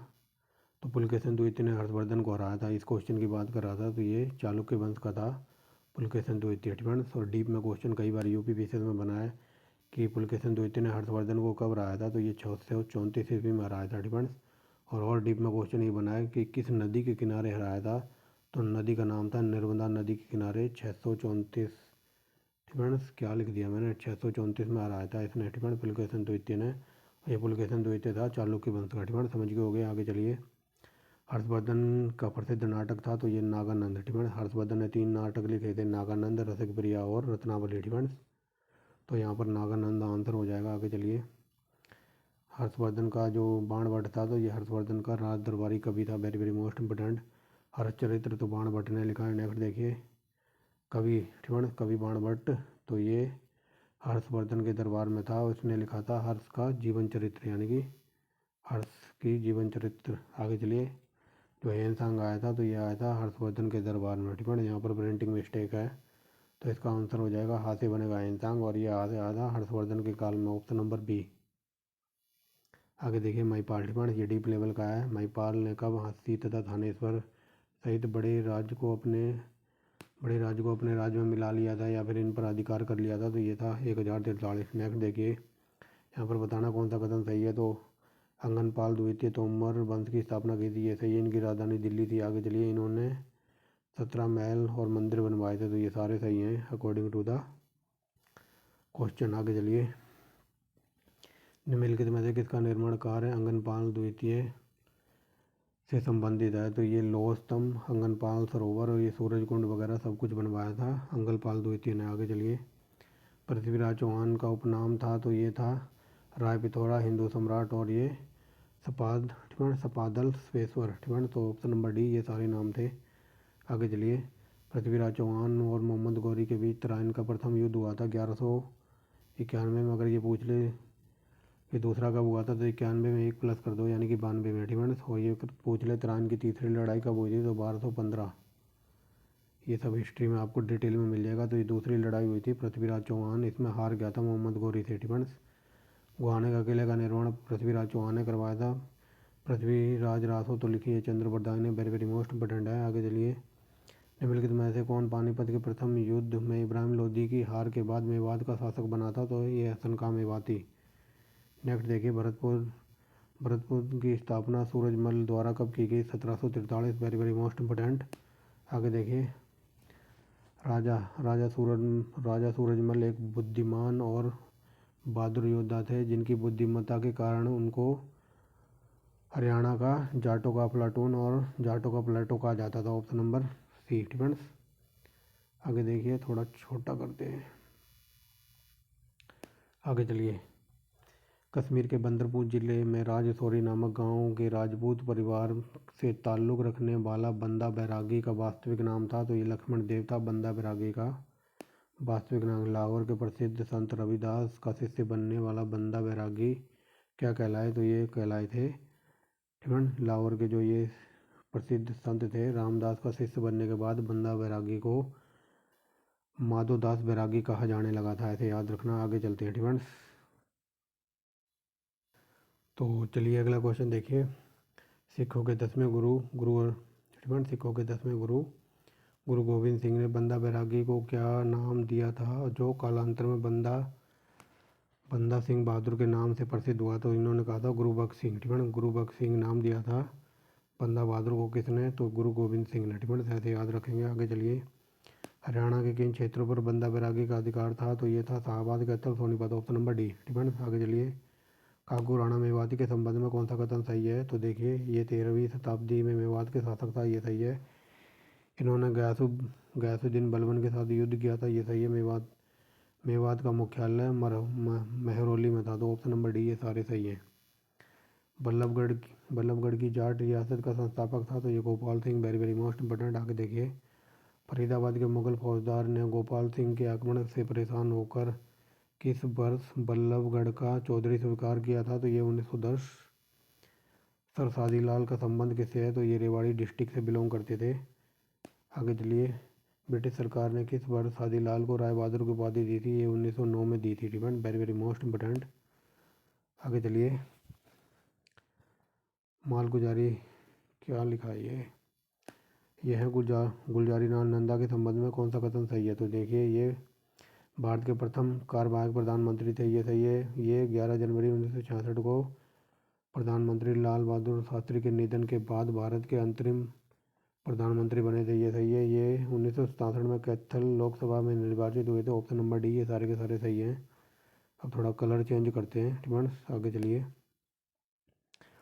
गुलजारीलाल नंदा ने किस वर्ष कुरुक्षेत्र के तीर्थ स्थल के संवर्धन, संरक्षण और विकास हेतु कुरुक्षेत्र बोर्ड की स्थापना की थी तो 1968 में इन्होंने स्थापना की थी। गुलजारीलाल नंदा को भारत रत्न मिला था 1977 में, ये वेरी वेरी मोस्ट इम्पोर्टेंट है। सुचेता कृपलानी भारतीय राष्ट्रीय कांग्रेस की महासचिव बनी थी तो ये 1948 से लेकर 1960 तक। आगे चलिए। हरियाणा के प्रसिद्ध राजनीतिक लाला चंद्रभान गुप्ता किस जिले से थे तो ये रोहतक से बिलोंग करते थे। आगे चलिए। लाला चंद्रभान गुप्ता ने किस साप्ताहिक पत्र का संपादन किया था तो ये था भारत निर्माण, ठीक है। वेरी वेरी मोस्ट इम्पोर्टेंट है ये, डीप लेवल का।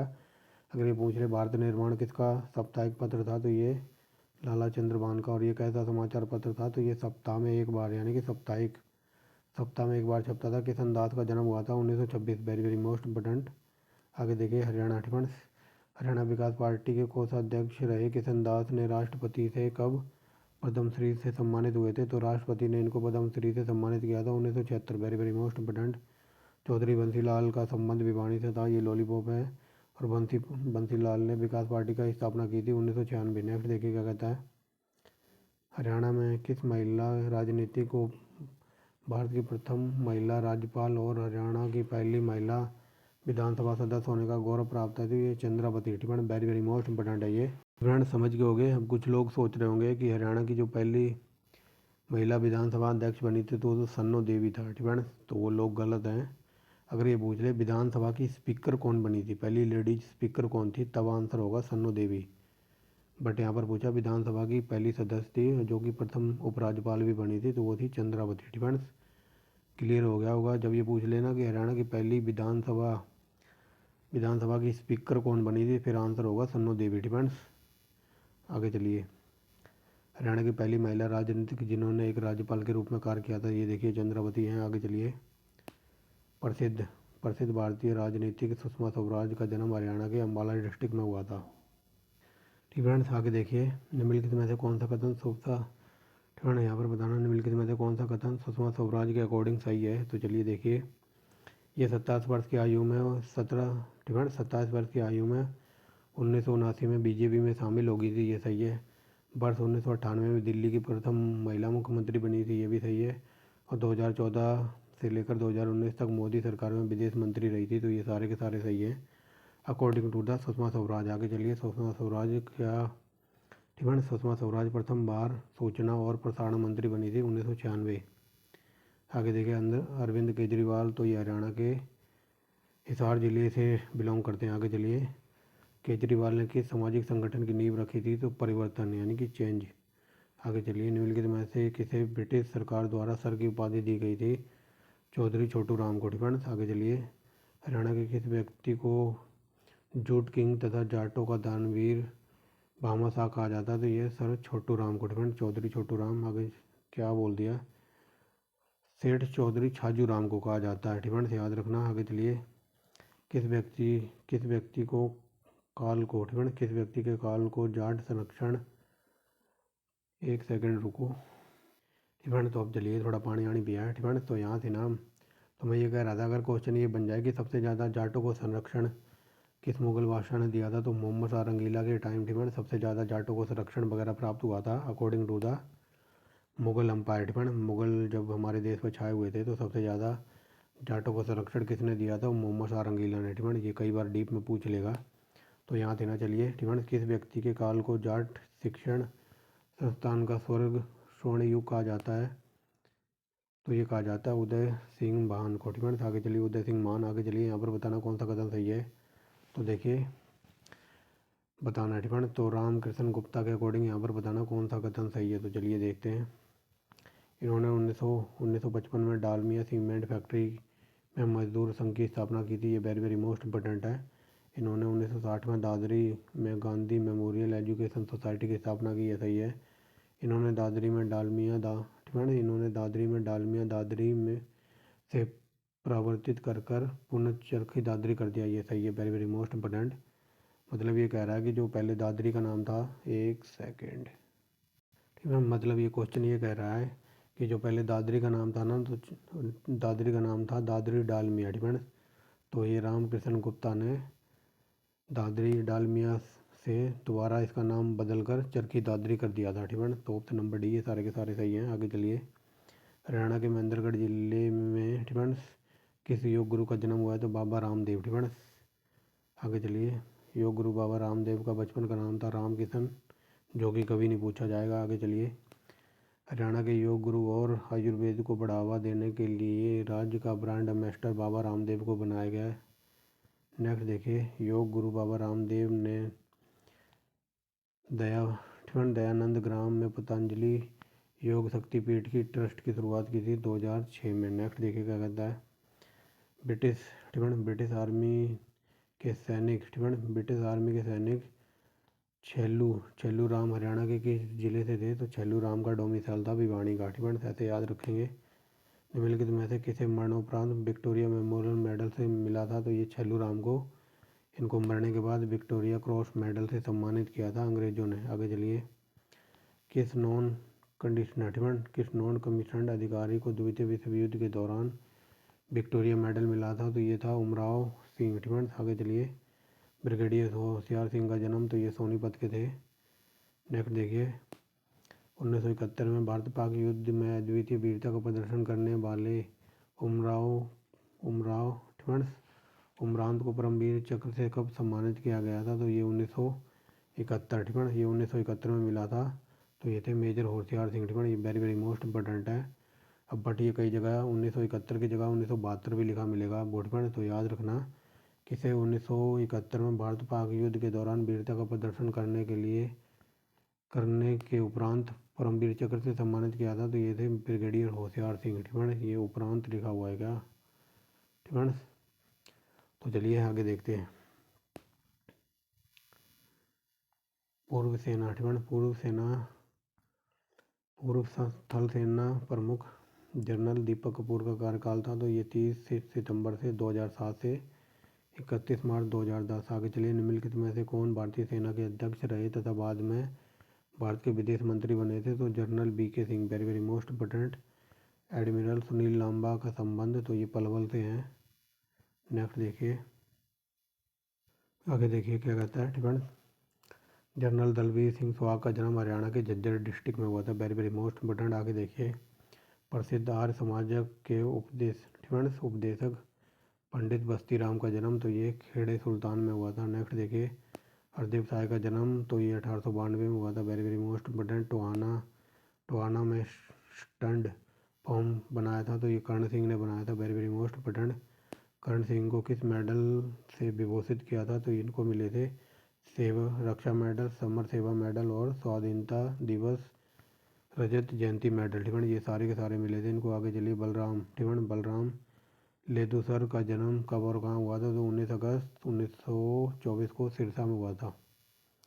आगे देखिए, निम्नलिखित में से किसे खुंडा के नाम से जानते थे। तो दरिया सिंह मलिक को कहते थे खुंडा। आगे चलिए, जगदीप प्रसाद चौधरी का जन्म, तो 1955 में हुआ था, ठीक है। ये हम देख रहे हैं हरियाणा के व्यक्तित्व, ठीक है। आगे चलिए, जगदीश सिंह चौधरी को राष्ट्रीय पर्यटन पुरस्कार वर्ष 2005-06 में मिला था, ऐसे याद रखना। तो ये जादूगर शंकर, ठीक है। ये सुना होगा, जादूगर शंकर सम्राट वगैरह, जब हम छोटे छोटे थे तब ये लगता था। तो ये जादूगर शंकर सम्राट था एलनाबाद का। आगे चलिए, जादूगर शंकर का वास्तविक नाम शिव कुमार मोदी, ठीक है। हरियाणा के लोग जादूगर सम्राट कहते थे। तो जादूगर शंकर को, वेरी वेरी मोस्ट इम्पोर्टेंट है, जो कि कभी नहीं पूछा जाएगा, ठीक है। बाकी मैंने लिया सब कुछ है, इसमें कुछ भी छोड़ा नहीं है, ठीक है। आगे चलिए, निम्नलिखित, ठीक है। भारतीय मूल की अंतरिक्ष में जाने वाली पहली महिला, तो ये कल्पना चावला का जन्म करनाल में हुआ था और इनकी मृत्यु हुई थी 1-2-3 यानी कि 1 फरवरी 2003 को। ऑप्शन नंबर ए। संतोष यादव माउंट एवरेस्ट पर 2 बार चढ़ने वाली थी, तो ये रेवाड़ी डिस्ट्रिक्ट से बिलोंग करती थी, ठीक है। ये हरियाणा के रेवाड़ी डिस्ट्रिक्ट से आती थी और ये माउंट एवरेस्ट पर 2 बार चढ़ी थी, ठीक है। संतोष यादव को पद्मश्री मिला था 2000 में। आगे देखिए, अगला क्या कहता है, हरियाणा के प्रसिद्ध पत्रकार शेखर गुप्ता को, जो इंडियन एक्सप्रेस के संपादक थे, तो उनको पत्रकारिता के क्षेत्र में भूषण पुरस्कार मिला था। तो इनको पद्म भूषण मिला था 2010 में, ठीक है। वेरी वेरी मोस्ट इंपोर्टेंट है ये नाम, ठीक है। इनको पत्रकारिता के क्षेत्र में पद्म भूषण मिला था 2010 में। मानसू चिल्लर, तो ये इनका जन्म हुआ था 14 मई 1997 को और ये मानसू चिल्लर ने वर्ल्ड, ठीक है, मिस वर्ल्ड का खिताब जीता था 2017 में, ठीक है। तो ये थी आज की वीडियो, नीचे कुछ है नहीं हमारे लिए, ठीक है। तो मानसू चिल्लर का जन्म 1997 और ये मिस वर्ल्ड बनी थी 2017 में, यानी कि, ठीक है, यानी कि ये 20 साल में मिस वर्ल्ड बन गई थी मानसू चिल्लर, ठीक है। तो ये थी आज की वीडियो, लगभग इसमें हमने 200 क्वेश्चन कवर किए हैं, ठीक है। तो आई होप अगर कंटेंट वगैरह पसंद आए तो आप एक लाइक कर सकते हैं, ठीक है। एक लाइक कर सकते हैं और मेरा हौसला बढ़ाने के लिए चैनल को सब्सक्राइब कर सकते हैं ऐसी वीडियो देखने के लिए, ठीक है। कल मैंने शायद 220 प्लस क्वेश्चन की वीडियो डाली थी और वो लगभग 40 लोगों ने देखी और एक भी स्टूडेंट ने उसको अभी तक लाइक नहीं किया, ठीक है। बड़ी शर्म की बात है ये मेरे लिए कि या तो मेरा पढ़ाया हुआ आप लोगों को पसंद नहीं आ रहा है, ठीक है। अगर आप कुछ चेंजेस करवाना चाहते हैं क्वेश्चन वगैरह में तो आप बता सकते हैं कि सर आप ज़्यादा डीप में जा रहे हो, तो मैं एकदम लॉलीपॉप क्वेश्चन कराने लगूंगा, ठीक है। अगर आप चाहते हो कि सर और भी डीप में पढ़ाओ तो आप कुछ बताओ, तो ठीक है। कमेंट बॉक्स खुला हुआ है, आप बता नहीं रहे हो, ठीक है। और वो लगभग 40 बच्चों ने वीडियो देख ली और एक ने भी अभी तक उसको लाइक नहीं किया है, ठीक है। तो आपकी मर्ज़ी है, आप करो या ना करो। जो मैंने अपनी कमिटमेंट की थी 2500 क्वेश्चनों की, वो मैंने पूरी कर दी है और मैं एक बात फिर कह रहा हूँ कि इससे ज़्यादा ना तो आपको डीप में पढ़ने की ज़रूरत है। अगर आपको लगता है कि और भी मुझे हरियाणा जीके पढ़नी चाहिए तो भाई टाइम आपका है, आप बर्बाद कर सकते हो हरियाणा जीके के ऊपर ही, ठीक है ना। अदरवाइज़ और भी सब्जेक्ट हैं, हिस्ट्री है, इंडियन इकोनॉमी है, वर्ल्ड जियोग्राफी वगैरह है, तो आप वो भी पढ़ सकते हो टाइम को बचा के, ठीक है ना। तो thanks for watching the video and wait for next video. इसमें सिर्फ एक वीडियो रहेगी जो हरियाणा की साहित्यिक भाषा वगैरह है, तो मैंने कल का फ्राइडे है तो कल 7-8 बजे तक आपको वो वीडियो मिल जाएगी, ठीक है। तो इसके ये 2500 क्वेश्चन बन गए हैं, ठीक है, जो पूरे हो जाएंगे कल। और इनके जो पार्ट बनने हैं, ठीक है, जो 2500 क्वेश्चन है तो लगभग हमने 8-9 पार्ट में कवर किए हैं। तो इन पार्टों को जोड़ने का काम चलना शुरू हो गया, ठीक है, क्योंकि 8-9 पार्टों को लंबी लंबी वीडियो को जोड़ना बहुत ही मुश्किल काम है, ठीक है। तो मैंने इनको जोड़ना शुरू कर दिया है। और जैसे ही हरियाणा का सीटी वगैरह का एग्ज़ाम आएगा तो वहाँ पर शायद मैं इनको 2 पार्ट में मास्टर वीडियो दे दूँ, 2500 क्वेश्चन होगी, या फिर एक ही पार्ट में 2500 क्वेश्चन की वीडियो मिल जाएगी, ठीक है ना। अगर किसी को पार्ट देखने में दिक्कत हो रही हो तो एक ही पार्ट में देखकर काम चला सकता है, ठीक है। तो thanks for watching the video and wait for next video.